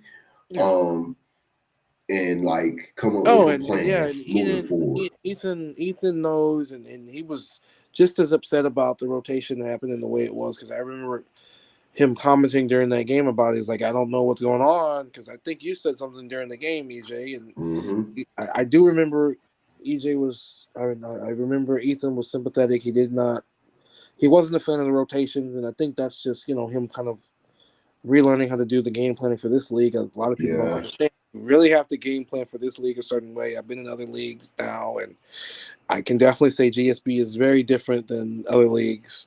Especially since you have to do, we're mandated to do advanced rotation now. Right. So it's not like we can go on there and say, all right, we want this player to play this amount of minutes, and then we Right. want this player to play this amount of minutes. We have to like manually go in and make our rotation the way we want it to be made, and hope that 2K acknowledges how the I rotation get, is going to play out. and I get that point too, EJ. Yeah, it's kind of like at this point, like okay, McCarra's gone, Scout Mitchell's gone. A lot of the people that were there, are probably less active. I know that Yeah, we're cool with Rusty. Marino has been trying to be as active as he can. I know he's not originally. I mean, I don't remember. I think Puff was telling me like what. Or no, he's talking about Michigan. Golly, Puff, yeah. But get me all messed up. Ohio is in a sort of a weird spot right Yeah, now as far as their team. yeah, yeah. Yeah, I think right now they're in a certain spot, and yeah, no, it's a good talk to have, EJ, to say man, is this the team I want to be a part of? I mean, and if you write stuff down and you come to the conclusion no, then you have to, you should let the coaching staff know. Um, but there is much more to replace. No, I agree with you there, Biff. mm-hmm. You're trying to replace also Scout Mitchell and McCarra, who McCarra was like a do-it-all kind of small forward. That you really don't have a whole lot like that in this league. It's hard to replace a player like McCarra, in my opinion, because um, we just don't have very many like. What's the best way to describe McCarra? I mean, yeah, he was definitely very do it all, like Yeah, mid range, 3-point, gets assists, plays defense, forces turnovers, slashes, can make free throws, that kind of thing. Um, we appreciate you, EJ, and yeah, whatever you choose to do, man. Obviously, have no regrets. I mean, yeah. And feel free if you need to, man. You know, put hit me up, hit gamers up, yeah, or hell, put us all three of us in the chat together, and we'll yeah, we'll we'll talk talk about it it, out. bro. We'll talk it out, and we'll give you advice. But I think right now it's kind of early on in the season to know. Yeah, Um, a win changes everything. It really does. A it win. does. I mean, we're still keeling over from I don't know winning beating Oakland and Portland season one in our first Yeah, year or whatever. I think that started it off, and that's when we knew okay, you know. So starting out the season with a loss, the way that it happened by the game being close and by you coming in and obviously being like, hey, as soon as he came in, he's a spark plug. Like this was the missing part all game. It felt like, but we just don't know. And I think you have a good group of guys there in Ohio yeah. right now. Jay, just give them a chance. I think, Yeah, you you know, just keep doing what you're doing and you keep progressing and you keep being a player that we know you are because eventually they're going to have to have no choice but to put you in that right, spot as right, long as right. you play consistent like you have been. Yeah, and um and if they just aren't the guys that you want to play with, then yeah, try and find a place where you got guys that you want to play with. In my opinion, if and I know what Yeah. that's like. I know what that's like for sure, because that's what happened in my other league. Is I Hmm. wanted to play with a certain team, um, and I finally got to go play with that team, and then it was bull crap pretty much, and I instantly hated Hey, it. Became inactive. So, that's just like me right now in another league. I'm not going to say the league name. I'm not going to say what league team I'm playing for. because But you was I'm in a league right now where I felt like I'm not being effective as I know I can be on oh that yeah. team. Mm. So I reached out to the owner and I let him know, yo, next season I'm gonna test some stuff out, see if I can get somewhere where I can be effective. Yeah, I see you. I see you. I see you. Yeah, So let them know. yeah. But we gotta keep it moving though, gamers, Yeah, because yeah, yeah. we already an hour and a half into the show. But Yeah, yeah, I'm getting sleepy. definitely hit us up though, EJ. Yeah. Yeah. But we're gonna keep it moving though. But that was the recap from this week's games. Before we go into predictions, as many of y'all know this week, Tim Riggins, he did make a highlight film for this week's games. So for those who wasn't able to see it, and who do want to see it, let's take a look at that highlight and let's look at some highlights from week one. Not enough Martians. That's the first thing I said.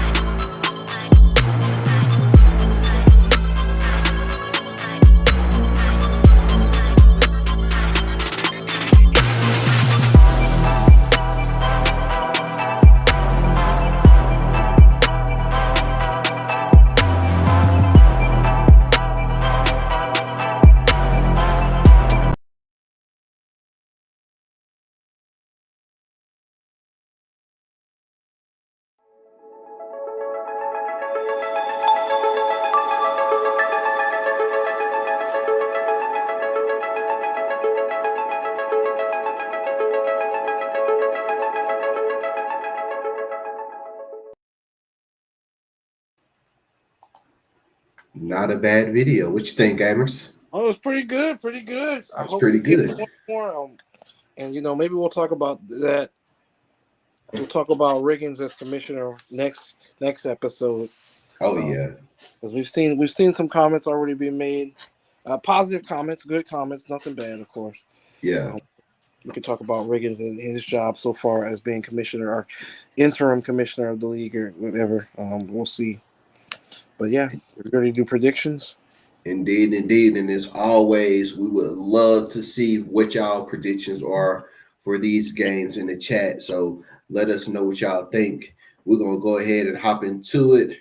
First game of the week, we got Oakland Otters versus the New York Skyliners. I'm gonna start this one off. I say Greg Lake gets 20 again. Mm. I'm actually thinking about a little bit of an upset in this one. I think New York might take this one.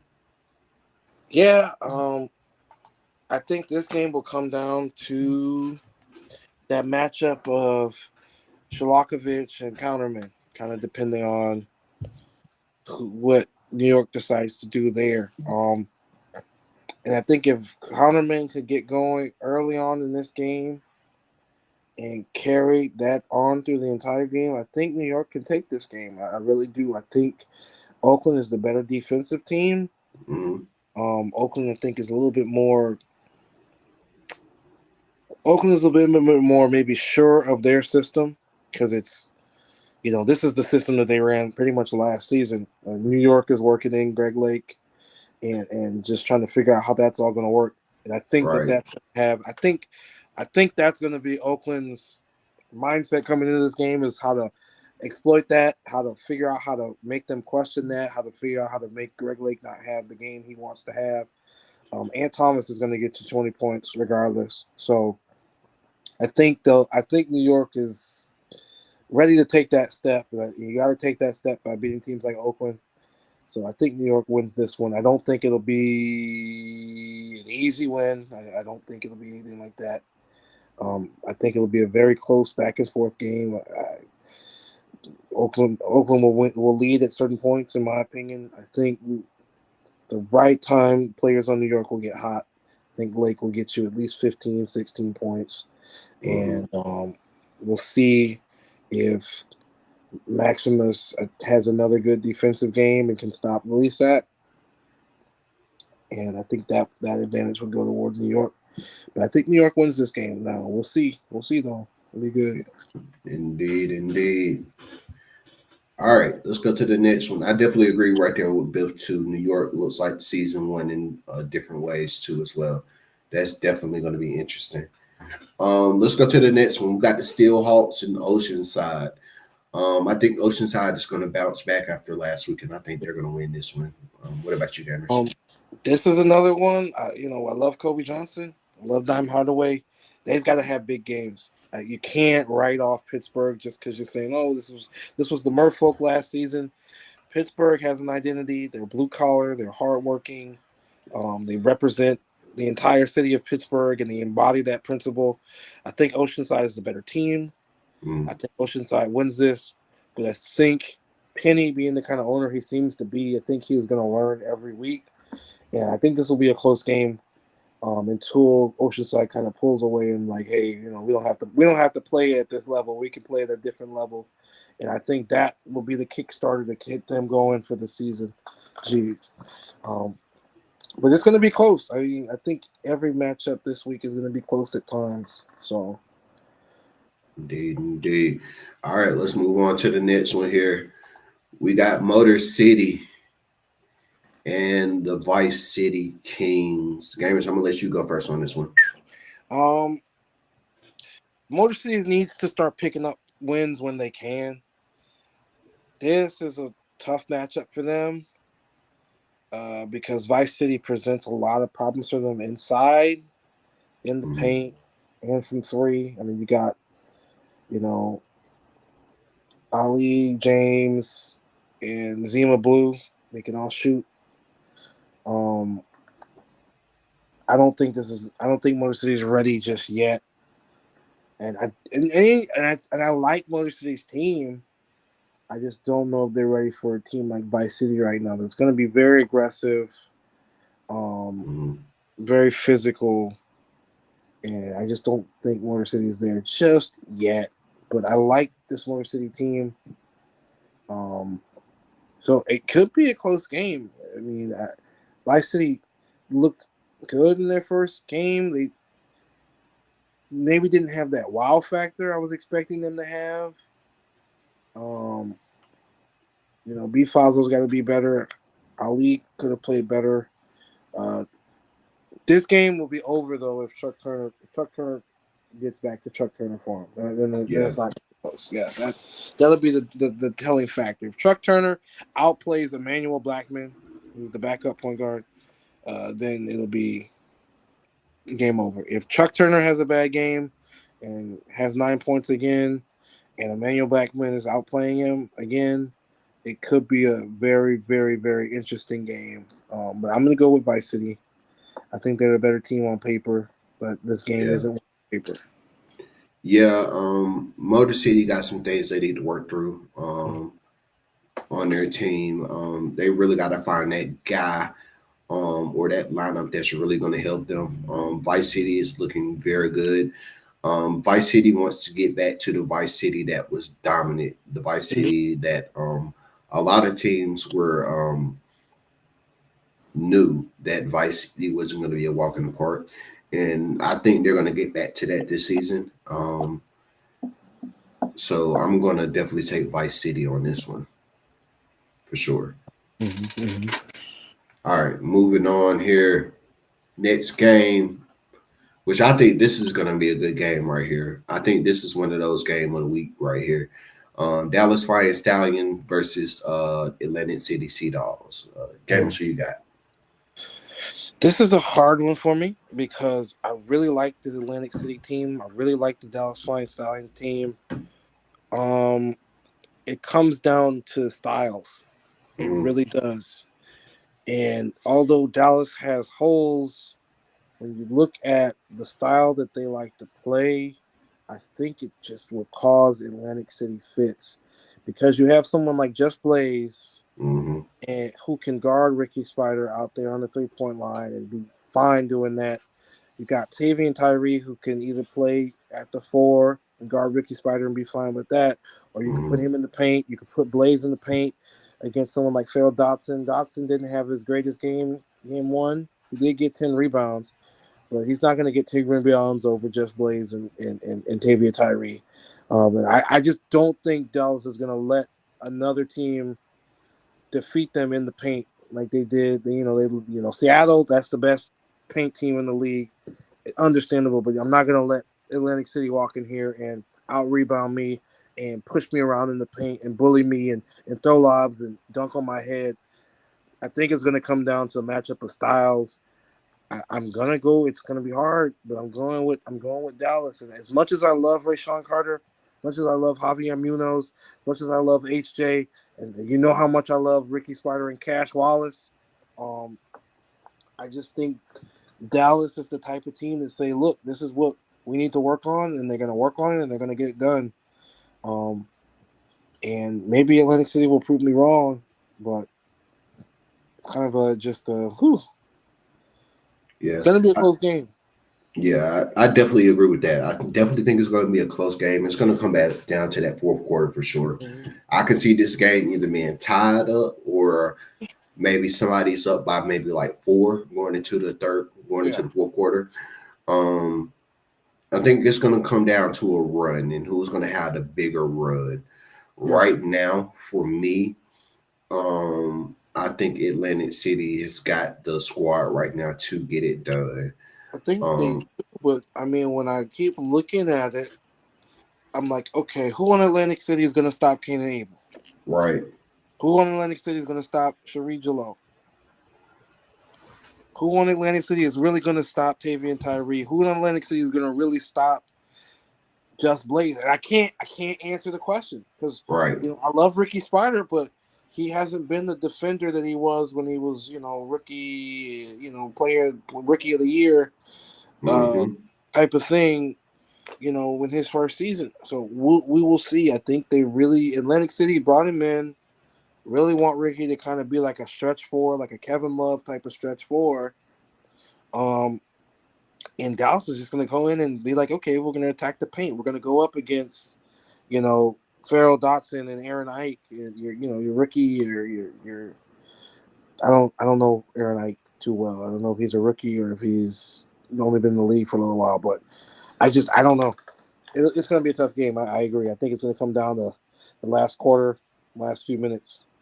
Yeah. Yeah, definitely.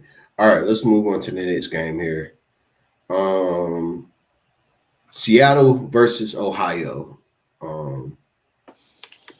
Seattle is just too dominant in the paint for me, if you ask me. Yeah. So if Ohio can't do nothing against how Seattle is in the paint, then this is going to be Seattle scoring maybe 50 plus points in the paint again Hmm. and winning this game comfortably. So I'm going to take Seattle. Yeah. I like this game a lot. It'll be good to see Marvin Metro and Jordan Tribble up against the big three again. We got to see that. We got to see that play out in the final series. And Ohio could not stop Seattle at all last season. I don't think they can stop them right now. I'm gonna go Seattle. Mm, I do think. I think we'll have different people go off for Seattle this game. I think this will be a Shane Knox, Jim C. Williams type of game. mm-hmm. Mario Medici will still get his numbers. I don't know if Quan will have the kind of game he had week one. Um, I think that will be Ohio's game plan going in, is trying to figure out who they can kind of slow down between Quan and Oscar Oden and Nick Hill, and then you got to worry about the Stern brothers. Um, and that leaves, someone like Snyder being able to come in and just drop 15 or 20 all of a sudden. So it's just kind of pick your poison. Um, I think Ohio's best bet would be to slow the game down, slow it down as much as they possibly can, slow the pace down, make every possession matter so much. Right, And have a low scoring game and maybe try to force Seattle to make a mistake. A team that's perfect, to make a mistake, so which will be unlikely, but I think Seattle wins this one. yeah. All right, moving on here. Next up, another game that I think is going to be played, game of the week. New Orleans Riders, Las Vegas Spades. This game is really going to be a toss up to me, if you ask me. Yeah, this is a toss-up Um, game. this is going to be a tough one. It's hard to decide who's going to win or lose on my end Mm. for this one because both of these teams are just real good competitive teams, and this is going to be a very, very good game right here. But if I had to choose, I I want to say the Riders is going to win it, Mm. but it's I'm hard. It's hard to. it's It's hard to pick hard. against I Las can go for Vegas. the Spades too, though. It's hard. It's hard for me to pick against Las Vegas. This game, I want to see New Orleans come out with that same fire and energy that they came out with game one. The reason why I think New Orleans didn't make the playoffs last season is because they made the big games too big for themselves. If they come out this game and play it as if they're playing against Motor City, they will be just fine.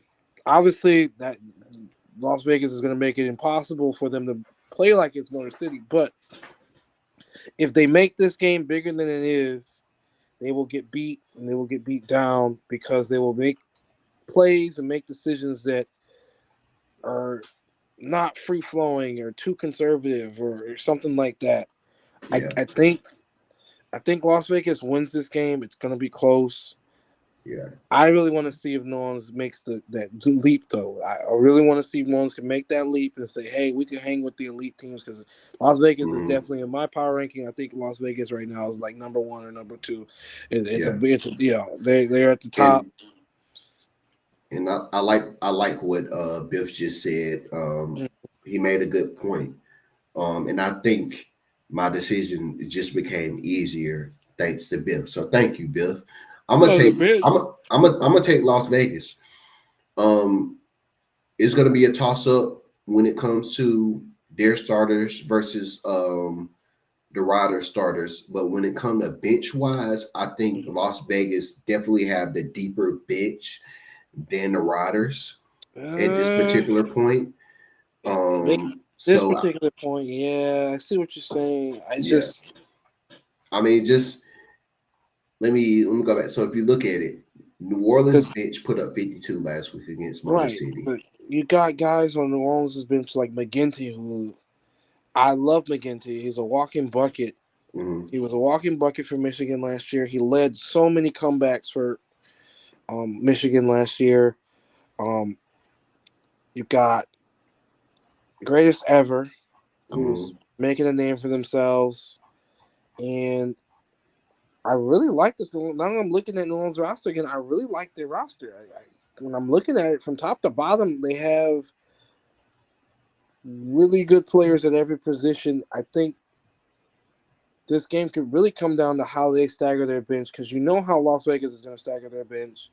You know they're going to do the 1-2 combo. They're going to have Riggins running the show. Then they're probably going to have Huxley running the show to start. Then they're going to have Riggins come in off the bench and lead that second unit, kind of mask anything that's going on with the second unit. I think New Orleans, if they can figure out how to really stagger Matherly and Halford and Gaucher, they give themselves a really good shot. In my opinion, it's going to come down to rotations and game planning as always. But Mhm. um, I think if there's a roster that can really give Las Vegas a run right now, it would be New Orleans, in my opinion. Yeah. So Yeah, I agree with you, Biff. Swoosh has not been the prototypical type of power forward for the league. I think they've really tried to right. force him into a stretch four type of position. And he's not doing the Ricky Spider stuff, so it's really not working. It's kind of like you've got, Mhm. he's watered himself down a little bit too much. He's stretched himself a little too thin. He's not a plus rebounder, and he's not getting you, points from the paint. He's really not shooting well outside from the 3-point line. So right now he's trying to, if they could figure out how to focus him in one area, make him elite at that, which is kind of what we were. Well, we were stretching him a little bit thin when he was here because we just didn't have much to work with. So we needed Swoosh to be Superman. We needed him to be everything, and um, New Orleans is kind of trying to do that too, and it's really not working for them. So he can play much better than what he has played. I think if he can have a big game somehow, which will be difficult because he'll be matched up against LeClaire, who is going to be extremely defensive, and um, it's really just going to come down to game planning. I mean, when you look at the rosters, I think both teams are stacked, really are. Mhm. I think I agree with you though, you and Ingram, Biff. I do think that Las Vegas' bench is a little bit more proven.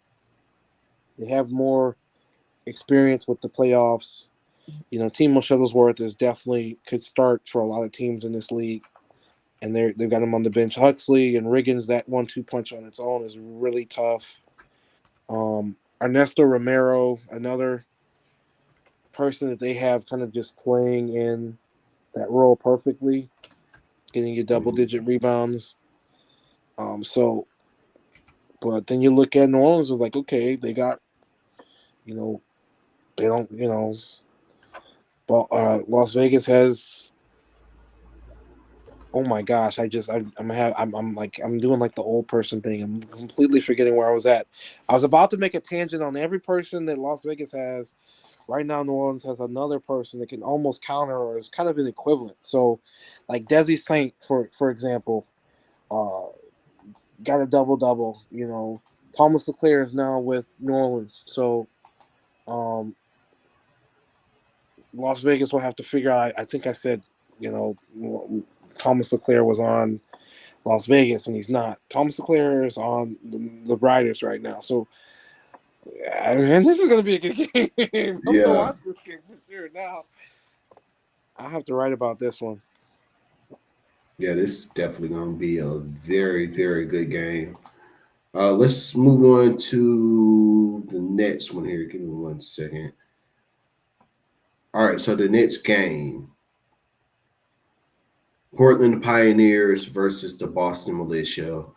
Boston wins this easily. Yeah, kind of more of, when we talked about Portland earlier. Shane mentioned it. It'll kind of be a field day. Most teams will have a field day. It's just so early on in the season, and right now Portland has nothing. They don't really know what they have. I think teams getting Portland late in the season will have to really game plan a little bit more. But yeah, this right now, I think most teams can just kind of run auto everything and probably be fine. You might see Ralph Rodriguez or a couple people on the bench for Portland kind of get hot, but I just don't think they have enough firepower. Mm-hmm. Whereas Boston, they have 3 or 4 guys that can definitely get you good points. Demora, Powers, they're going to feast on the inside against the rookies.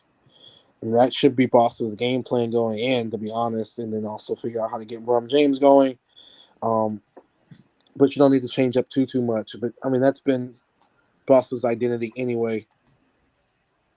Yeah, Mm-hmm. no, and I wanted to kind of write about that too. Biff is, I think Boston will be kind of the third expansion team from season 2, kind of in that mold. This is their season to kind of take that next step. Not saying we've arrived. But just obviously Baltimore, Las Vegas has definitely arrived. They were, and I guess we can say we've arrived too. But Boston's ready to take that step, in my opinion, and they showed signs last season. They went on a nice run last season, and that might have been the product of the division they played in. The Atlantic Division was really hurting with last season, again for the second season in a row, but they took on the challenge. Mm-hmm. So Boston, this will be a telling year for Boston. If they've made it, if they've arrived, I think they'll get to 8, 9, 10 wins. I think 7 wins is their goal, but I think if they've arrived, then 8, 9, 10 wins is where they want to kind of be. But we'll see. But these are the kind of games, this is one of those how bad do you beat them type of games, sadly to say, because everybody's going to be comparing, okay, you played this team, did you, how badly did you beat down this team versus the other people? And I think if Boston can take care of business and beat them pretty bad, then okay, you're not too worried. If Boston squeaks by somehow and only wins this game by 15, you'll have questions. You'll have, there'll be questions. Mm-hmm. So Yeah. All right. So last one. Here we go, gamers. yeah, San Antonio I've versus the ranted a lot. Martians. I've ranted a lot tonight. Okay. I'm gonna let you. I'm gonna let you go first on this one. Yeah, y'all thought I was done ranting, but here we go again, y'all. Whew, man, hardest decision of my life. Um, I really like this San Antonio team. Obviously, it's going to be really hard for them to. This man, Biff, come on, Biff. It's going to be really hard for them to make up for the loss of Letterman, in my opinion. You do have Dior, you still have Tez Green, you still have Percy, and you still have Biff Markham. If Biff is taking that next step, this is a very, very, very dangerous San Antonio team. Depth is always going to be what you need to look at, though. I think right now the Martians, I think we have more depth, to be honest. I think how we're going to have our system going, I think it's going to be difficult Seattle always plays us tough. I remember I did the game plan last season. I was nervous doing it, and we pulled it out. Seattle always plays us tough, in my opinion. I think we'll win this one. That's me being biased. You just never know. It's really hard to do predictions, guys. It's really hard to do predictions. I think what scares me the most on San Antonio is Biff right now. Biff is playing like all GSB first team type of player right now. And yeah, they went up against, he went up against a rookie, but I think he'll carry that into this week's game against us. And so we're really going to have to figure out how to game plan against Biff, and Island is always tough. And then when you game plan against Island, then Tez Green goes off. So got to hold Tez Green in check. And then you got really good players, rookies. Matt Woohoo looked great. He had 12 points in his debut. King of Nasta, wants to go out there and just prove his worth as well. And Duncan got you 13 rebounds. So it's going to be a test of the boards. San Antonio has a lot of height, a lot of physicality. We're going to have to get at it on the boards. We're going to have to make sure that we defend the paint because, Island and Moore and Tez Green and Biff are going to get some of their shots. Mm-hmm. But we'll see. But what about you, Ingram? What are you thinking, man? I think earlier in the show, Woody made a comment that said they winning the title this year. Well, he don't. I understand Woody, and I believe he's somebody new to the league, and we welcome you to the GSB. But what Woody don't understand is about 3 or 4 of their next games are against serious contenders. Mm-hmm. I had it up, but I wish I could bring it up. I think they got Ohio, they got Vice City, I think they got Seattle, but then they got us. Biff Markham is going to do Biff Markham things. I already know, so it's going to be hard to stop Biff. Mm-hmm. Of course, you got some great players, Tez Green, all the other players on San Antonio. It's going to be a battle. It's definitely going to be a battle. Mm-hmm. But Biff, you need to tell your rookie, he need to calm down a little bit. Tell your rookie, calm on down. Just bring you at a 10. We need you at a 5. Nah, in all seriousness, though, it's gonna be a good. It's gonna be a good. It's gonna be a great matchup. We're gonna try some things this week, rotation wise, and see what happens. And it's gonna be a very interesting matchup for us. I wish it wasn't the last matchup of the week. That's one of the things about me when it comes to like game planning and stuff like that. Oh, yeah. When I'm done with the game plan, like I just want to see like how the game plays out right then and there. I don't like playing the waiting game, so I'm gonna be on needles until we play you guys. But it's gonna be a very interesting game. Both of these teams are very good, coming off of week 1 victories. We're just gonna see how it plays out. And Biff, you my boy. I'm gonna have to say the same thing me and Kobe said last week. We brothers off the court, but on the court, it's hatred. It's hatred. It's hatred. So it's definitely gonna be a good game. Good luck to Seattle. Good luck to everybody. This is about to be a good game, and we at the mothership, so you got to play different when you come into the mothership. That's true too. Mm-hmm. But that's all I really got. I mean, I really can't make no prediction about that. I don't want to be biased or anything. So. Well, it's hard not to be right. It's hard. I'm trying to do it objectively when I look at the rosters. That is very true. Biff just made a good point. They haven't beat us yet. They haven't beat us yet. They're looking to try to get that W in their column against us.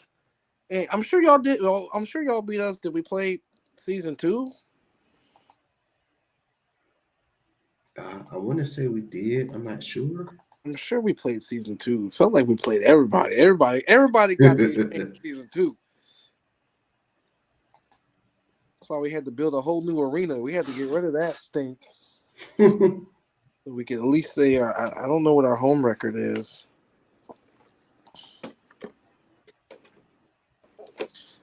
But,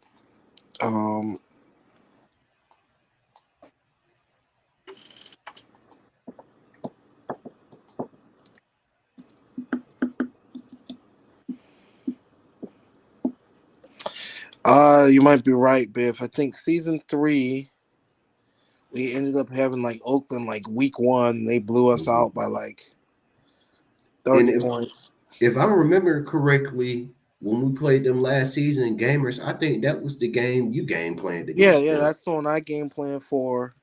I had to figure out how to stop Biff and Percy Cooper and Mm-hmm. Letterman, and and it was not fun. And I was sweating until the final buzzer. Um, but we did win.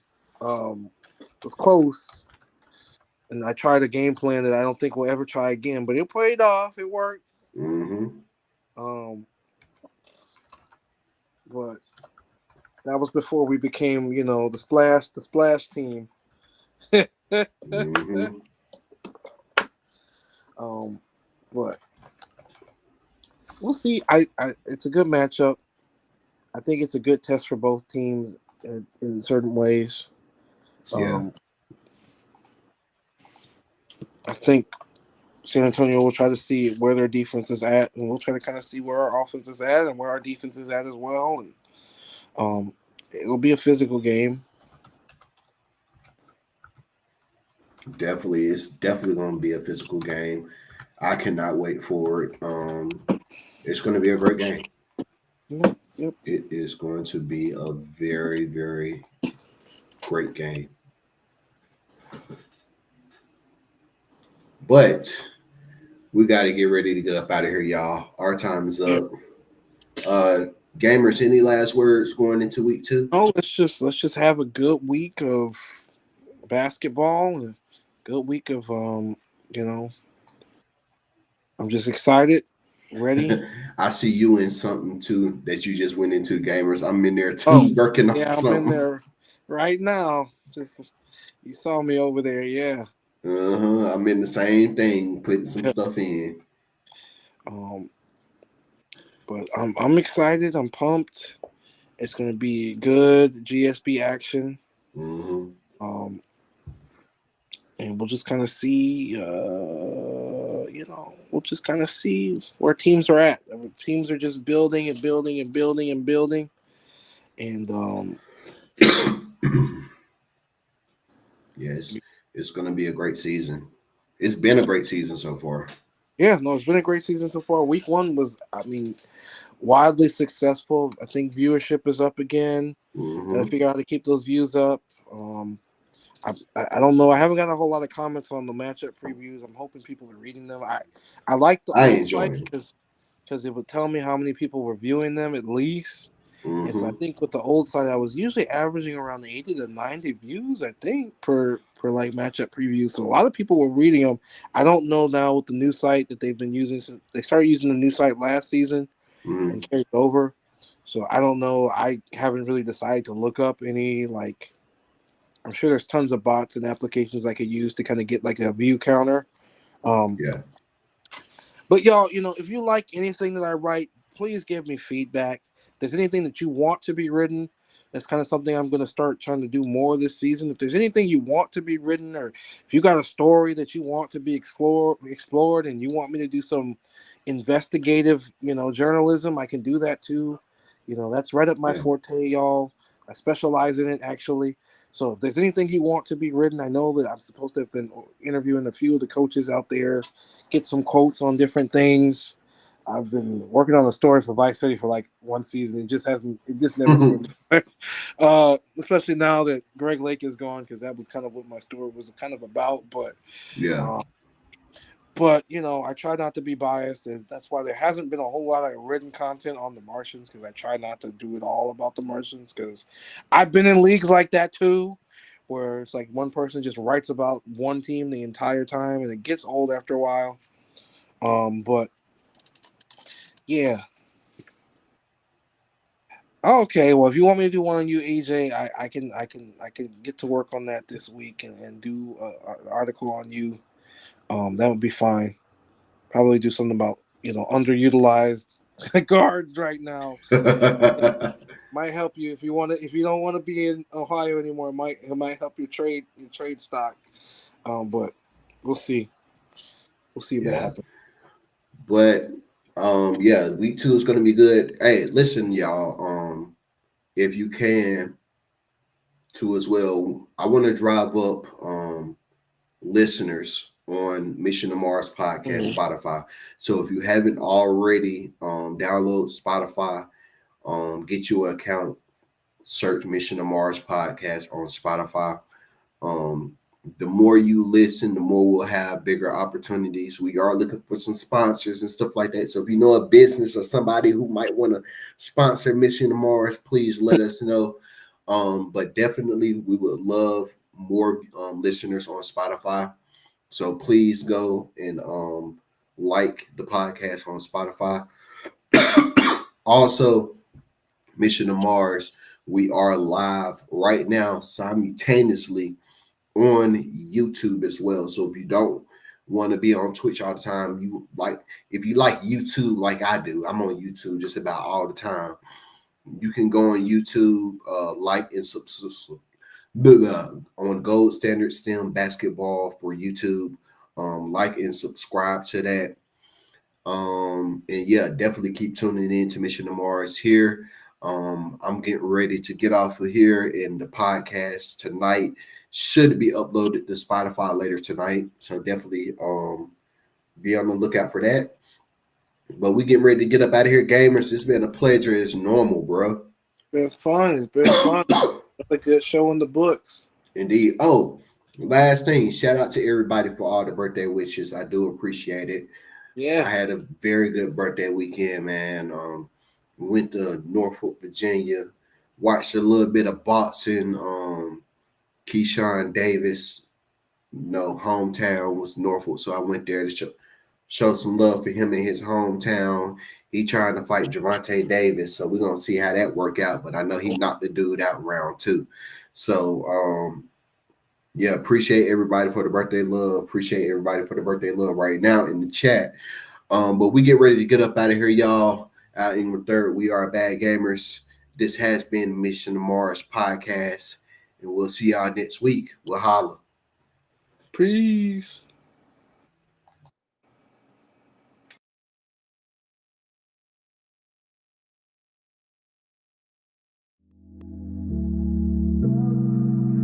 Ladies and gentlemen, we are approaching Mars' lower orbit. Fasten your seatbelts and prepare yourself for atmospheric re-entrance.